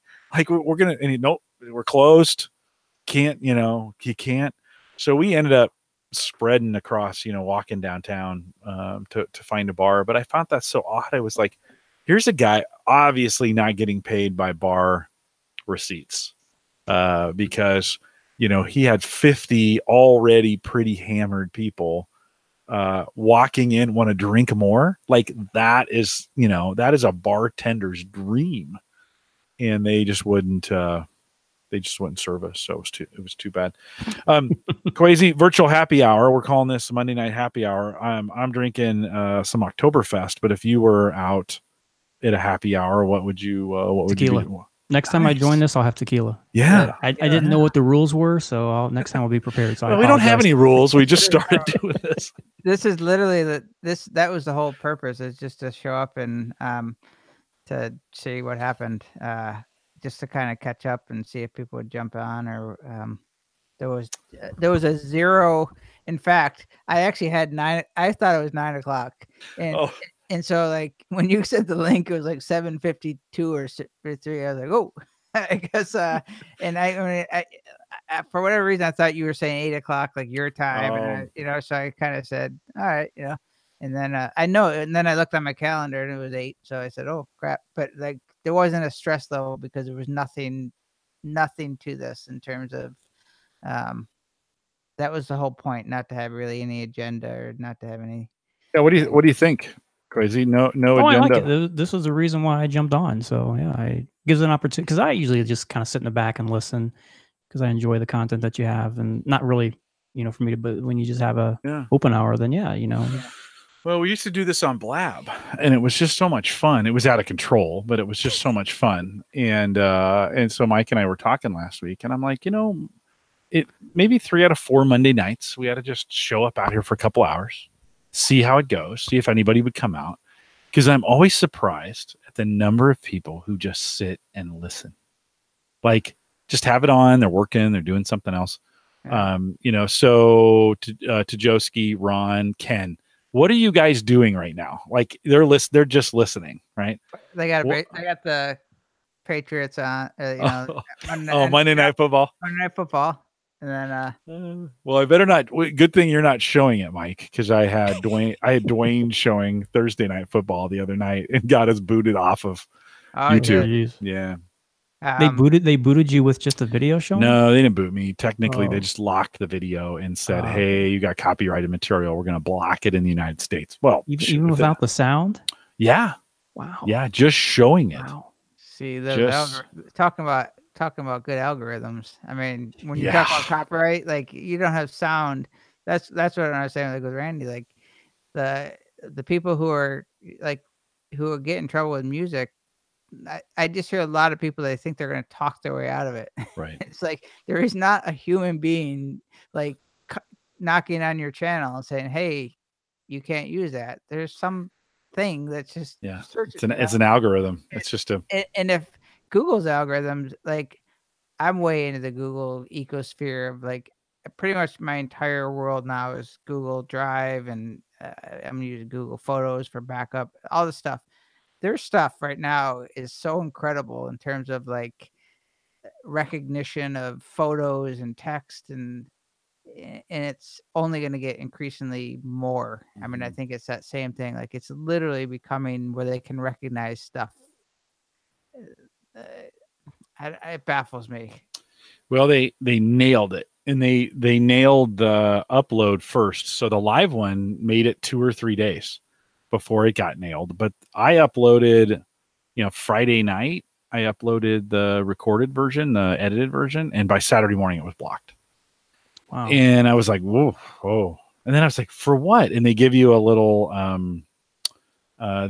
tag, like you violated this here. And I clicked on it. It's so scary. I know. And it was like NFL, like at this minute mark. And I go to that minute mark, and it has the Fox and NFL logos in the screen right at that minute mark. And I'm like, oh, well, that's what they were looking for. So I was like, well, it's not a big deal. I have my own RSS versions if people want to get to them, and most people listen audio anyway. So and then I left the live version out there for a couple days, and then they blocked that one. And I'm like, well, okay, obviously the algorithm goes back. Can you imagine the processing power it takes to check? They're doing thousands of hours of video every minute. And you're like, just the processing power to find those things is incredible. They're also Yeah, we try. Go ahead. No, I was gonna say they're also making a lot of false claims, like the companies. Oh, true. Not YouTube, but these big studio or these licensing things are just totally making BS claims and hoping that they can monetize someone's channel that haven't even violated. Like you have, like there's a lot of BS going on too. Yeah. So sorry to interrupt. No, it's okay. I was going to say we tried on one of our podcasts to it's a sports podcast, but we were going to actually just put photos to go along with our conversation, and then every now and then we might get on a little rant where we say something that may kind of relate to something else, and we would kind of have the photos to kind of mimic the conversation, kind of real rapid fire. And I put it up on YouTube, no issues. And then a couple of days later, I get that same thing. I had no videos, no audio. It was just us talking. But the fact that I had photos that I used, and I know better, I thought, let me see what happens. And just that alone was enough. I thought, you know what? We're just not going to do that anymore and take any chances. So even when I do live stream, I make sure there's nothing playing or anything. It's a real tricky situation. No, I didn't even think of it. I didn't think. Go ahead. Did you do a lot of homework before you started in these podcasts for what you could and couldn't do? Yeah, unfortunately, yes. And I'll be honest, there's sometimes you try and push the envelope. I admit I'm guilty of that. But when you see that copyright notice, it's like, I'm not going to take any chances. And the thing is, that's frustrating because then I see other channels that have been up for videos have been up for years. There's NFL highlights and they're not NFL sponsored and they're up there for like 3-4 years. So you kind of, and look, it's not justifying what I did, but you just kind of wonder, how are these guys still up there for 3-4 years? And then mine's found. Well, do you allow advertising on yours? Me, no. See, I think that's the deal. But I don't have a lot of subscribers, so I can't do that yet. Well, okay. So I've chosen. In fact, I was going to turn advertising back on because I think it's limiting me. Like I think they push me to the bottom because I don't do any advertising. So like if I want discovery of the podcasts, I almost have to enable advertising, I think, to get some visibility. And some of those I've seen some of those NFL, the best bloopers of 2018, whatever, right? And man, that stuff is all ripped off. But they have tons of ads in it. And I just wonder if they get a pass because they also get tons of views. And so, I wonder, does YouTube give them a pass? Because there's a lot of people in the space that do have that exact argument. If they're making money off of that, maybe they're willing to kind of turn the other cheek to that. But for somebody like me, who's small potatoes, can't do it because we can't make any money off of you. I mean, that might be a conspiracy theory argument. The chicken and the egg, though. If you're not, so if they're purposely pushing content providers or content creators down who don't advertise, then you're not ever going to get any views. And so, can you, if you turn monetization back on, will you land back? I should try that experiment. I should turn, because nobody's ever come to me on YouTube and said, I'm going to stop listening to you because you have ads. You're so used to it. Mike, I would say I was live and commercial free for about 2 years. I said that, but to kind of, I thought maybe to differentiate myself from people we're commercial free, but I don't think it's helping me. I have been, there's a couple things. One, you might be right, which I never thought about, but I have been turning on the ads and I actually would do like every other one, or I just kind of would do it every once in a while. I actually did it if I thought a video was, kind of more popular or like the topic might be more popular, I would turn it on. But I've been turning them on just regularly, and my views have gone up, my subscribers have gone up. I've actually been noticing wow, I'm really feeling like I've been getting momentum lately. And then I didn't really relate the two, quite honestly, until you just said that. And I'm like, there might be a chance that I'm turning all the monetization on. And I don't watch any TV hardly anymore, but I do watch YouTube. That's the only thing that I really watch. And I don't really think twice about the ads. I don't like the 30-second ads, and I don't like the ads that just cut right in the middle of something. It's like alarming, like when they just cut right in the middle of a video, and those usually come off guard. But for the most part, I don't even care. Well, I remember now why I don't have advertising, because they put that new rule in that 4,000 hours watched and 13, in 1,000 subscribers. Well, I've got the 1,000 subscribers, but I only get 1,500 hours watched. So even if I wanted to turn it back on, I couldn't. Wait, all time you have to have that? No, in the last 12 months. Oh, really? So I would need to ask, like, hey, community, would you go out and watch my YouTube videos? Just start them, mute them, but let them play. Because I need the hours. Minutes? In minutes. It's 4,000 minutes per year. Wow. That makes me feel really good. I have in the last 28 days. How many do you think I have? What do you got? I had no idea. Like I don't look at analytics of anything. Well, no, it's hours. Sorry, it's not minutes. It's hours. 4,000 hours. Okay, so what's 84? Or let's see, how many? 24 hours. 60 minutes in an hour. 60 minutes an hour. I'm not supposed to have math and happy hour. Well, no, considering there's right. Yikes. I'm terrible in business. Ron. Yeah, they implemented that earlier this year. Yeah, something. Yeah, I got notified. Hey, you're not going to make it, and I'm just short on the hours. So I just need to. 4,000 hours is a lot, right? It is a lot. Yeah, it is a lot.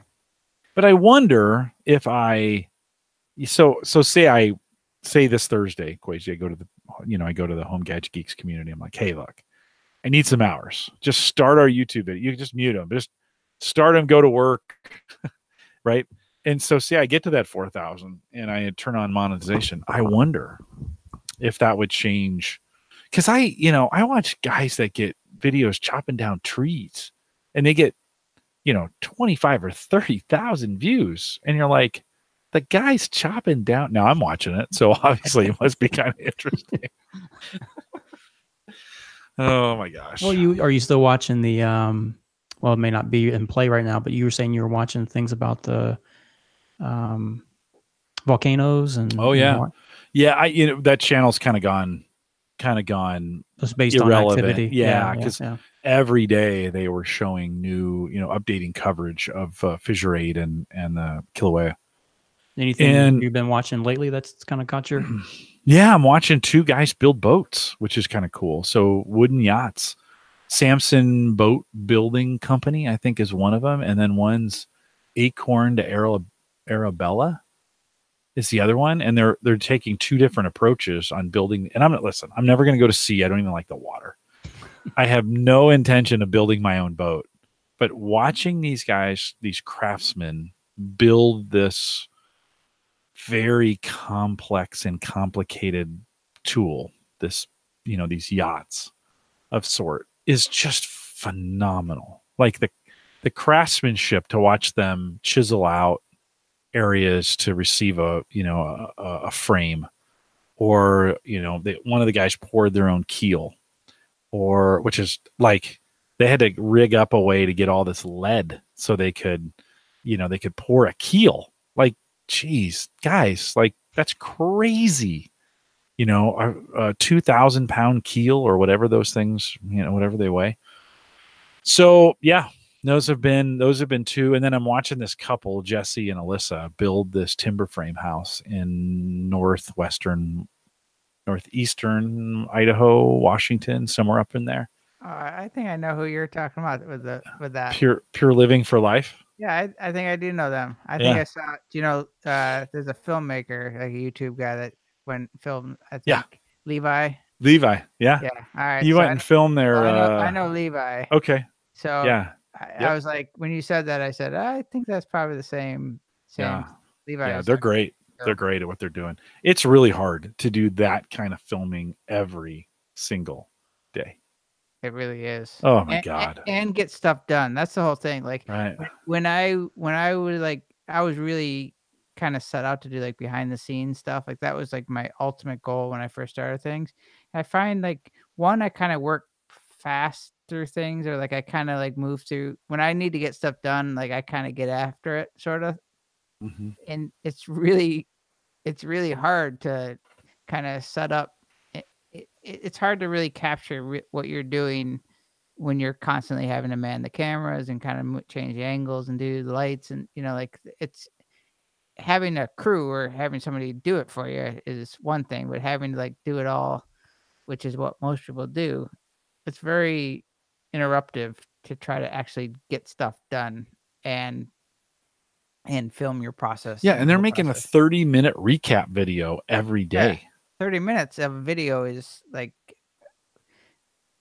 4 to 6 hours work minimum, you know, after it's done. Right. Yeah. Film all day, record all night, upload it, repeat. Yeah. And I have a lot of admiration for them, just what they do. It's great. And people are following their progress. People are like invested in their 375,000 subscribers. Like that is crazy. They're making some money. I think next time you should, if you had recorded your thing with your washer when you had to put in your new circuit board, maybe you should do like something actually. Get the little GoPro and no, just set up the phone. Watching that stuff. No, they really do. The problem is I don't have the patience like to do all that. I'm in the moment, and I guess I could have recorded it in the moment, but I don't know. I've thought about that, and I'm like, my podcasts are good enough. Like I've got Home Gadget Geeks, and we do Cyber Frontiers. I help Dave with Ask the Podcast Coach. I'm doing three a week pretty much at work all the time. You're like, I think that's enough. I don't think I need a YouTube channel, documenting my life on this thing. And if anybody in our community needs to replace their dryer circuit board, just call me. It's not that hard, actually. And I YouTube the whole thing. We got a new stove this weekend. Sarah pinged me on Thursday, and she was like, hey, the handle's fallen off our stove. Can we order a new one from GE? And I'm like, why don't we just order a new? I hate that stove. Let's just replace it, right? So I've been saving for it, so it's in the budget. And so Friday night we went to Nebraska Furniture Mart, and we just picked one out. And the gal was like, when do you want it delivered? And I'm like, when can you do it? And she was like, how about tomorrow? I'm like, that sounds awesome. So the delivery guys come out, drop it off. They're actually early, which is pretty amazing all in itself, that delivery guys show up early, right? And so they bring it in, and we have the wrong plug, the wrong kind of plug. Our outlet is wrong, right? It's an old dryer outlet. It's an old 20 amp dryer outlet, not a 50 amp stove outlet. And the guy's like, I can't plug this thing in. It's not code. It's not, you're going to need to get a new outlet. Well, I was an electrician in the Army, so fortunately, a trip down to, the hardware store, pick up the right parts, rewire that thing in, and have it up and running here in a few minutes. And it's great, right? But that's not something I want to record the whole, the whole process of that. You missed the boat. You missed. I know. Totally. I did. Totally. Not going to do it. I can't. Just not going to. Podcasting is enough. There are people that got interested in jambalaya the other day. So someone had me recommend something. So I get on YouTube and start finding. And there's people that just film themselves making it and get thousands and tens of thousands of views. I mean, it's yeah. No, if that's what I just don't. I tried. Like I start setting things up, and I'm like, no. There's a reaction in me that's like, no, not going to do this. Like now I am great at watching like people do things and then just doing them. Like I'm really good at doing them myself. And, the other day something broke, and I'm like, I'm going to just check a few YouTube channels before I go to fix this thing, just to make sure I know. I did it for the dryer. I did it for that circuit upstairs. I was like, okay, I need to learn a few things about this circuit before I just dive in.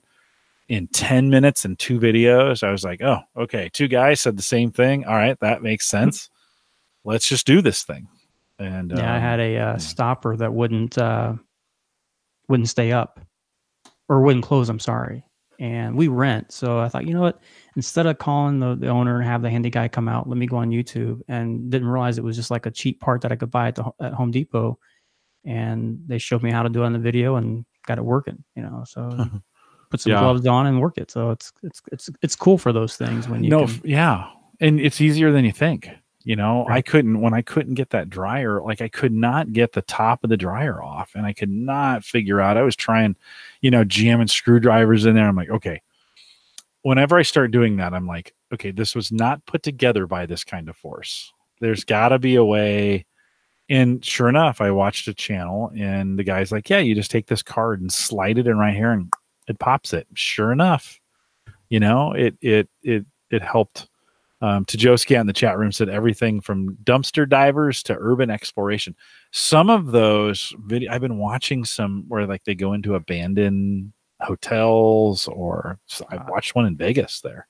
No, that's where they sneak into an abandoned hotel, or they go. I watched one. There's an abandoned subdivision down in Missouri where like the guy built a subdivision, and there were all these McMansions, but they never finished them, and so nobody ever bought them, and it's the whole place is abandoned, right?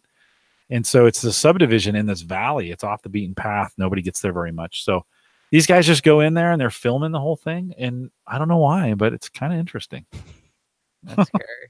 You got to be careful watching, because for example, for me, when I was doing my research for coding, you can't spend too much time on there. Sometimes you just have to then go and do things. Yeah, so that's one of the things I have to be careful with is watch time. Yeah, no, for sure. Are any of you looking at the screen time? Are you using an iPhone these days, Jim? Yikes! Yes. Oh, you got to get running. Hey, before I go, I want to thank you, Michael. I've watched your videos before. A lot of things you've done with podcasting. I've seen you on Jim's shows. So I want to say thank you for what you've done and appreciate your work. So keep it up. Thank you very much. I appreciate that. Quazy, come out and join us on Mondays. So this may be something, just watch Twitter. This may be something we do, and either listen or jump in. Sounds good. Thanks, guys. Hey, good seeing you. Mike, I've been looking at screen time. Yeah, it's scary. I don't look at it. I get noticed. I'm like, I don't look at it. 5 hours, 46 minutes today. 2.5 hours above my average. Yeah, I keep getting like you're going over your average or something. My screen time is like 90, must be 99% YouTube. I mean, YouTube is my place, and I don't feel bad though. I do some entertaining stuff. Like I do watch, I watch the entertainment space of like music and certain things. I like the vloggers.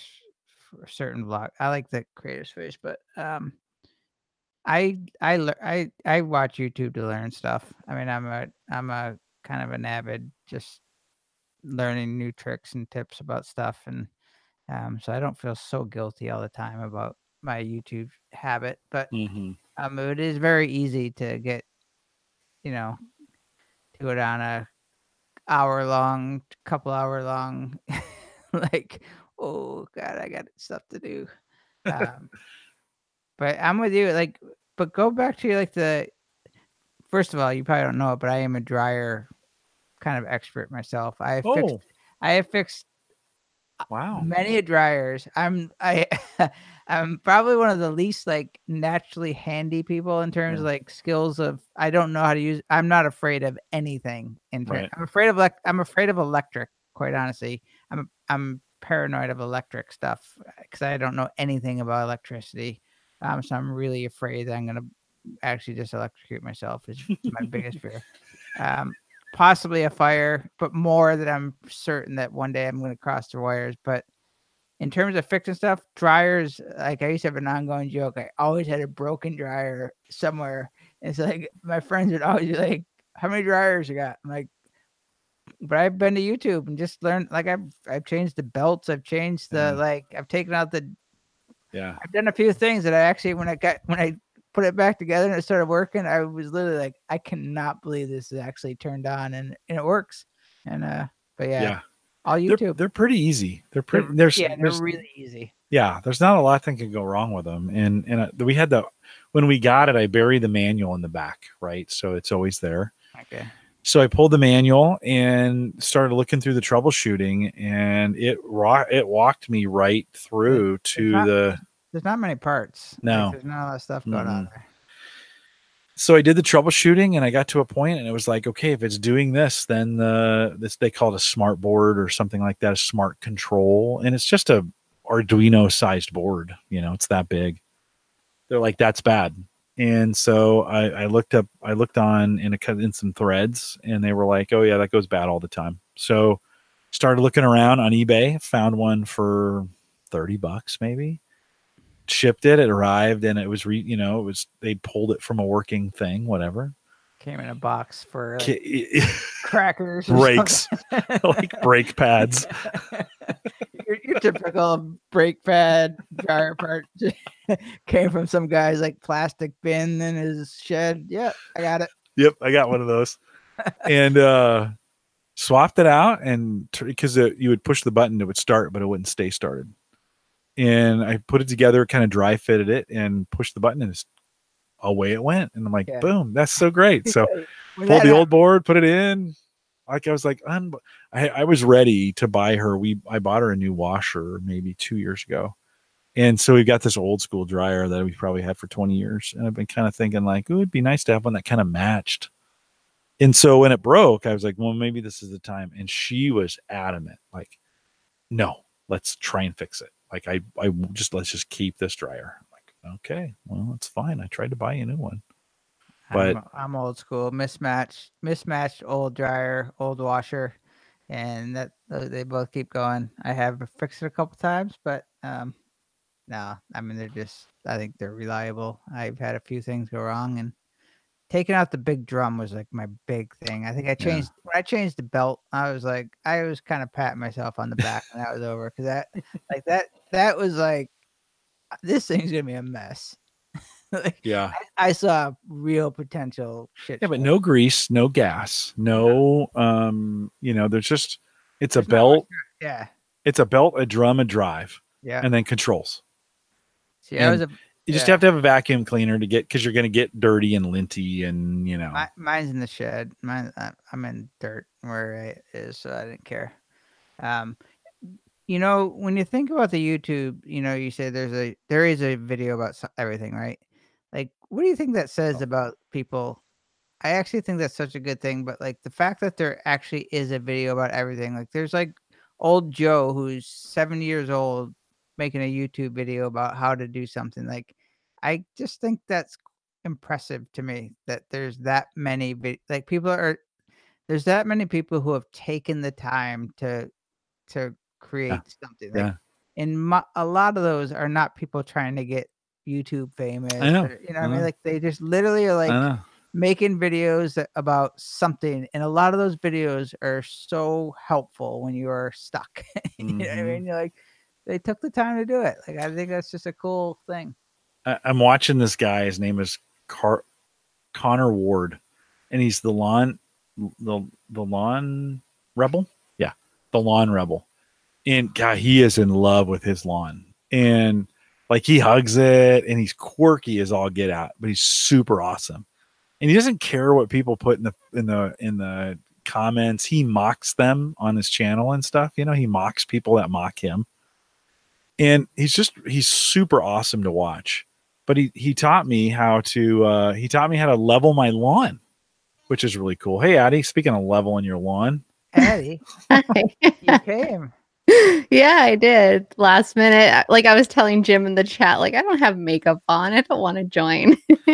It's happy hour. We don't care. We've been drinking for 2 hours. We're good. Well, Mike hasn't, but I definitely have. I should have grabbed a drink. You can. You can go. We'll be around for just a little bit longer if you want to. I'm actually drunk. I didn't see. I had the chat here. By the way, Jim, 2 hours later, the chat works on the iPad Chatwing app. I haven't looked at it, but it does work. Good. Yeah, Addie, we're trying to resurrect the old Monday Night Blab session. I like it. Yeah, but just coming on Monday nights. No set times for the most part. We'll shoot for some general times. Jim, do you have any interest in me testing that new platform that's like a Blab copy? Yeah, that'd be fine. the lady wants me to do it, and I'm like, really was not. I mean, I said I would do it, and then I was like, I don't think I really want to. But have you tried that, Addie? I haven't. No, not yet. Yeah.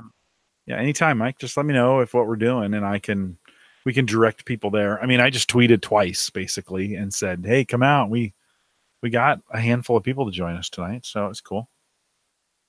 Eddie, what's going on? How's life? It's good. It's a nice, easy Monday so far, and working on something I'm giving a presentation this Saturday, so I'm working on that presentation and just loving the new weather that's coming in here in Southern California. It feels like fall. Yes. Yeah, you got the cool weather too. Yeah, finally. Well, wait a minute. Hold on. You have a presentation Saturday. Right. And you're working on it now? That you're supposed to do that? Like, don't you just put that together on Friday night or Right. No way. I would love to, but I think Mike and I are from the same cloth that we'd like to be a little prepared and then feel that confidence and just go on stage. That's what makes you better than me. No. Because I'm like, I'll just use a presentation that I've done before. I've been teaching a lot at the university level for strengths, and lately I don't even use slides anymore. Like, I'm like, nah. They're like, do you want to show something? And I'm like, nah, too distracting. Like, let's get to the heart of the matter. They don't need to read things on a PowerPoint. I think I can, if I can't get through to them with materials that, handouts and my voice, I probably am not going to get through to them with a PowerPoint. So I've kind of quit on the presentations that way. But I think because you've done this for quite some time. I have. I've done them. I've taught this for 3, 4, 5 years now. So it is an advantage, but I am getting more and more anti slides just because I watch people just stare, and I do that too when I'm in a class and I'm watching, and I just sometimes I'm like, if it's really boring, I just stare at the screen like, I wonder what that says. Could you change slides so I have something new to read? Right. So I'm trying to do less PowerPoint and not just and like less of everything that way and more engaging them. Like, how do I get them talking? Right. Yeah. How do I get them doing things? Or just drop value and that's it. Like I like the whole thing. Just ask me what you have. Like any questions, give it to me because then that's how everybody learns anyways. Yeah. But I think at the same time, slides do help bring home the visual aid a little bit, not a lot. And a lot of my slides, it's just a picture and 1 word or 2 words. It's not going to have a bunch of text for somebody to read. They're supposed to be paying attention to what's being said. I've never really put together like a speech where it was my speech. So like I often wonder how I would approach it. I know that I would absolutely love to just be able to say a couple things and then just open it up or like just say, but I don't think I would be really nervous that like if you had a half-hour window or whatever your speech time was, if you went, I want to do a Q&A and there was nothing going on, like, but I didn't prepare anything else. Like that really was how I prepared. Like I would be really nervous to do that. Yeah, it's a possibility. Like nobody's talking because we got nothing. So I don't know. But Ed, did you ever worry that people, or do you ever take the thing that you think people have already, that you're saying stuff that they already know? Like, is that a fear when you're preparing a presentation? Like, yeah, some of it. But that's why, like, so some people are going to hear some of the things that you have said, but in the end, it's your take on it, and that's why people, hopefully, like that's why they stick around and they actually like what you have to say. And that's what I try to do my research behind is who is the audience that I'm speaking to? Right. What's something that's new that I can bring that they probably haven't heard or haven't seen that I can show them and walk away and make it worth their time, because I do value people's time when it comes to conferences because a lot of them are spending money to be there and time. So I don't want to waste it. So just bring something of value they can walk away with. I think the biggest value that whenever I'm watching people at conference, one of the biggest values when people just like, when it's 10 o'clock or whatever that time is, when they just start like, they go into something that's good, like right there. Like I felt like when we went to Podcast Movement in Anaheim, I would sit down at these things and the people would be moving and talking. And they would do little blah, blah, blah, blah. And literally by the time there was like something talking, the thing was over. Yeah. I felt like every single thing that I went to was this like window of this much and the rest of it was just like this filler, like what I'm promoting, what I'm doing, this and that. And I was like, I literally heard the same thing. I felt like in every single one, and I left with nothing, and I wasn't even really going there to be educated, but yet again, the same thing. Like I've been to some where like when the thing starts, it's like they're boom, and you're like, wow, that's the way to do it. Like you have a short amount of time, give them a like packet with good stuff, or make it about them. Like you're gonna get something out of this. I don't know. It have to be some odd pitch fest or something like that. I just did a class, and we hit the moment class was going to start, and I took off. I'm like, hey, here we go. And then about a minute in, I'm like, oh, Jim Collison, Gallup, IT guy. Okay. Like, I realized I had never even said who I was, in that. I was just trying to get as much information as I could to them. You get an hour and 15 minutes in some of these classes, and I'm trying to cram 3 hours of material, into them. And it's hard, but I kind of like it. I mean, that's some of my favorite thing to do. Addie, I got to tell you, so I haven't talked to you in a while, since I think Podcast Movement. And I've been listening to a lot of the Podcast Planner, your podcast. And so when you were talking a second ago, I was like, wow, this is just like listening to the Podcast Planner. It's not about podcasting. I mean, one thing I want to talk about that I think is pretty cool. Did you hear about the new PlayStation thing that they're coming out with?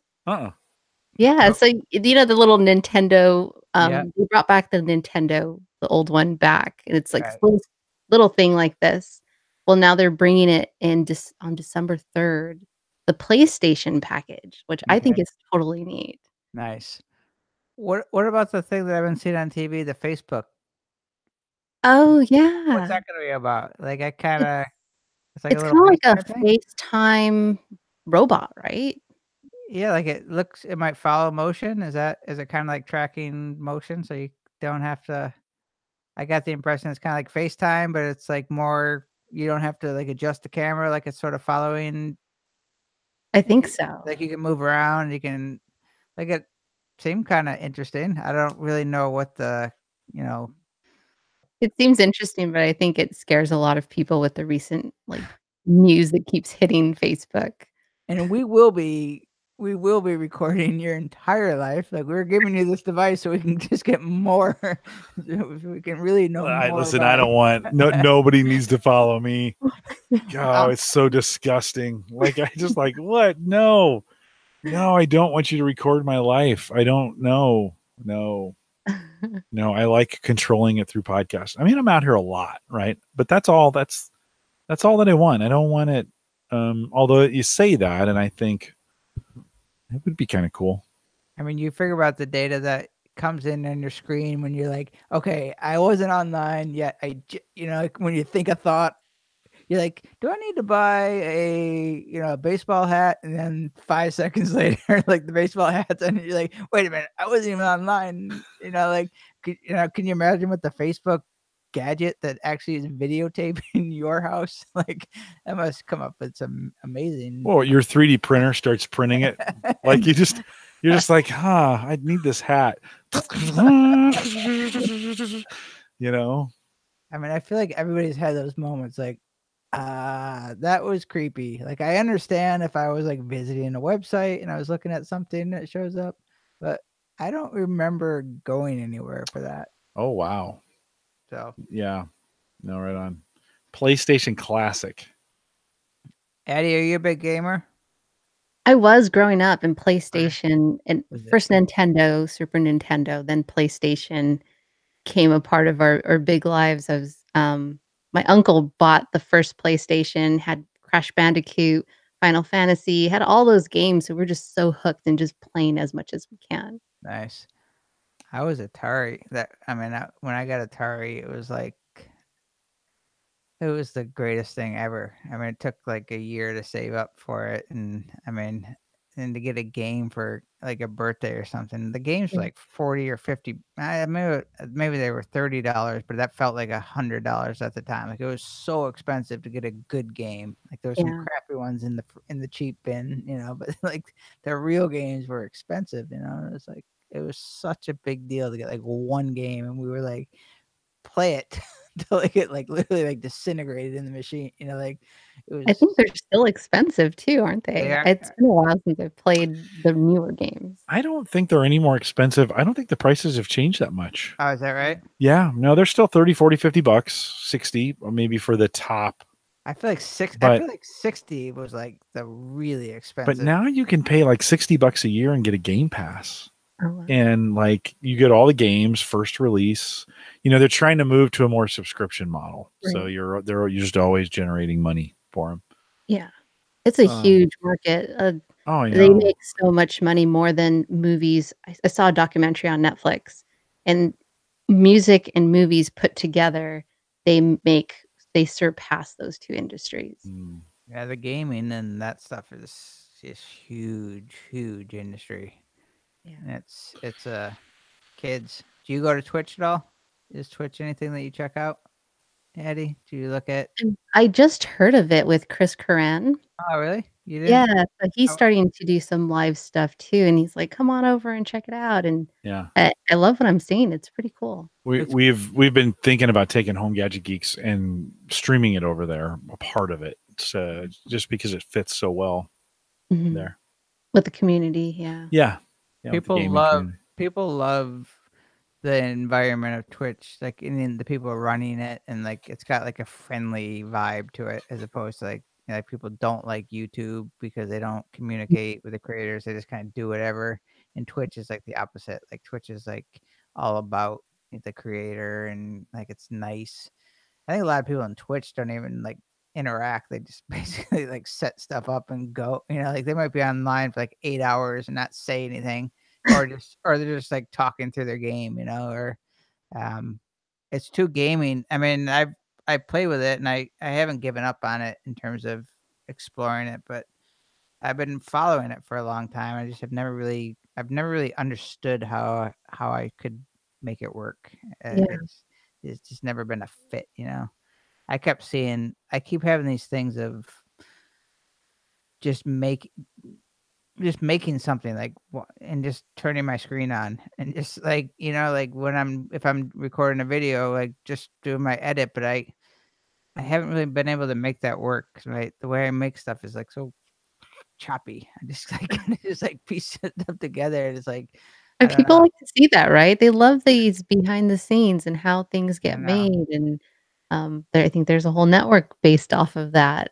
How stuff is made and TV shows. So people tune in for that, even though to us it just seems like it's our weird, wonky process. But to somebody else, it's like, whoa, that's super neat how it just ends up coming out to that. Well, I was telling Jim, like, that was my whole goal, is to do this behind the scenes. But what happens when I do that is I can't actually make the thing, because I'm like making the behind the scenes. You know what I mean? Like, it's like I can't really document my process, because like focus. I'm just have this. I mean, people just say just let the camera go, but it never really is like that when you're trying to film something you're doing. Like you don't just. I mean, I guess with a GoPro is something you could probably get away with more, but it's very hard to actually do your process, which for me is usually just like trying to plow through something, to get it kind of made and out the door, or, I don't know.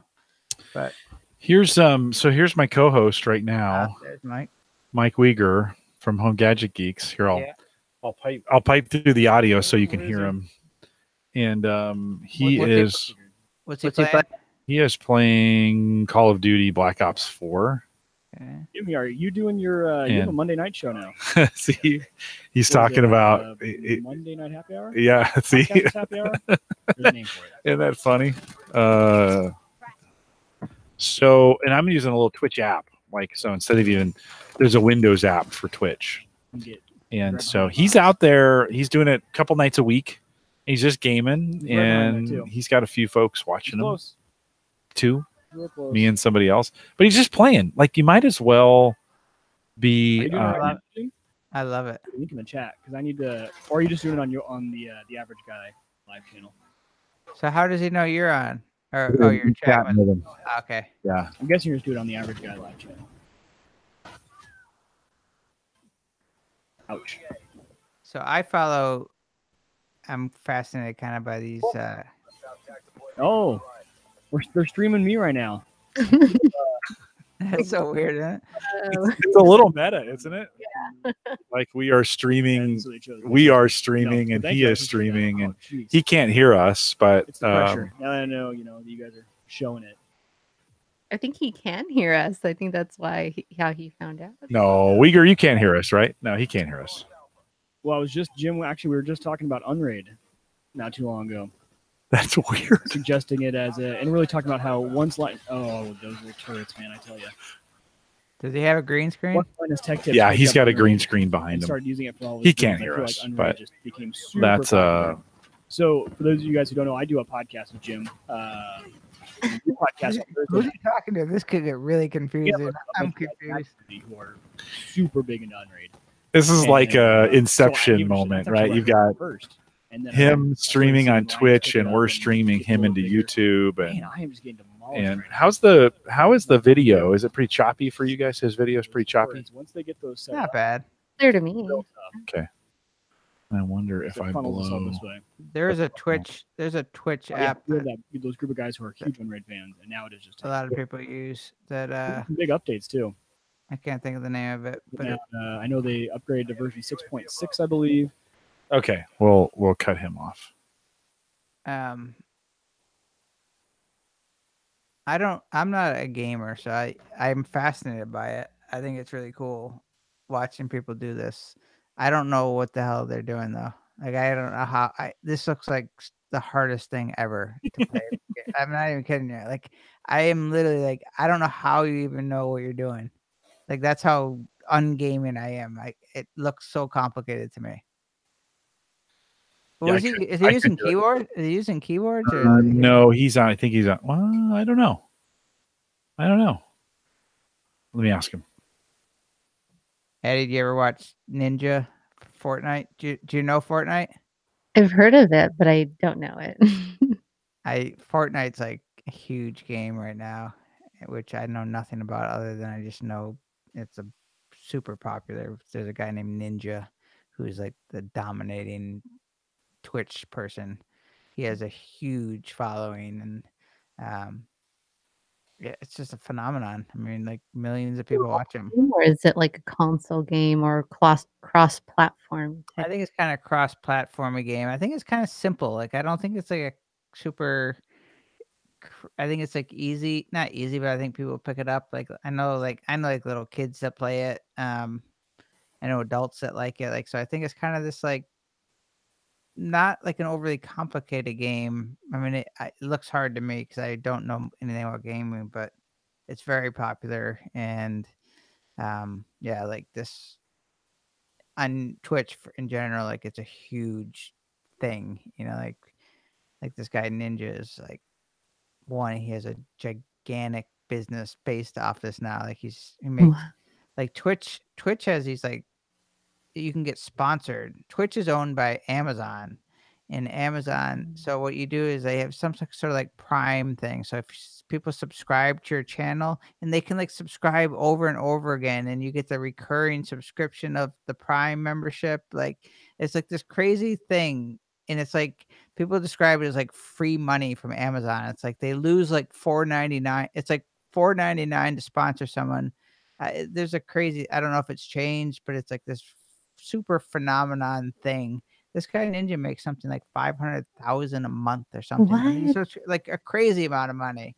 I've heard the thing, but he also streams like 19 hours a day. Like, it's actually, I've heard him. He's like a super good guy. And he's like, it's like really hard work, but yeah, it's people like Twitch because there's opportunity, and but you have to be good, or it's like anything else. So, I mean, he's like, I'm really good at the game. It's not like I'm just playing all the time. Like he's like, like I think they have a good platform, and I think there's a reason why people continue to show up. They've made it easy to kind of like the whole Blab thing, right? Anything that makes it easy for people to join and just hang out. Yeah, and hang out like you guys are doing. It's more that I think people go and watch TV and do their homework, and I think people put it on and just do whatever they're doing their own thing. They might look up every once in a while, but it's like, yeah, I'm gonna turn on Twitch and go about my day. Or which is clearly, I guess, what people are wanting. I think people thought it was going to be like a YouTube killer, but I think YouTube's here to stay. So anyways, super cool. It's Mike's going to make, he's a little late. Like the big gamers are already out there right now. I don't think he thinks he's going to be a big gamer out there. But if he's going to game, he might as well make it a social thing, right? He probably loves it. He probably meet some people, hang out. Yeah. Do something he likes. He probably likes the game. What the heck? Might as well. My happy hour is coming to a close. Yeah, no, we said 2 hours, so I think we'll wrap it with this. Let me cut off the live audience. Addy, hang tight for 1 second. Guys, thanks for coming out tonight. We'll maybe do it again next Monday. Who knows? We'll just keep doing it until we think it's time to stop. So see ya.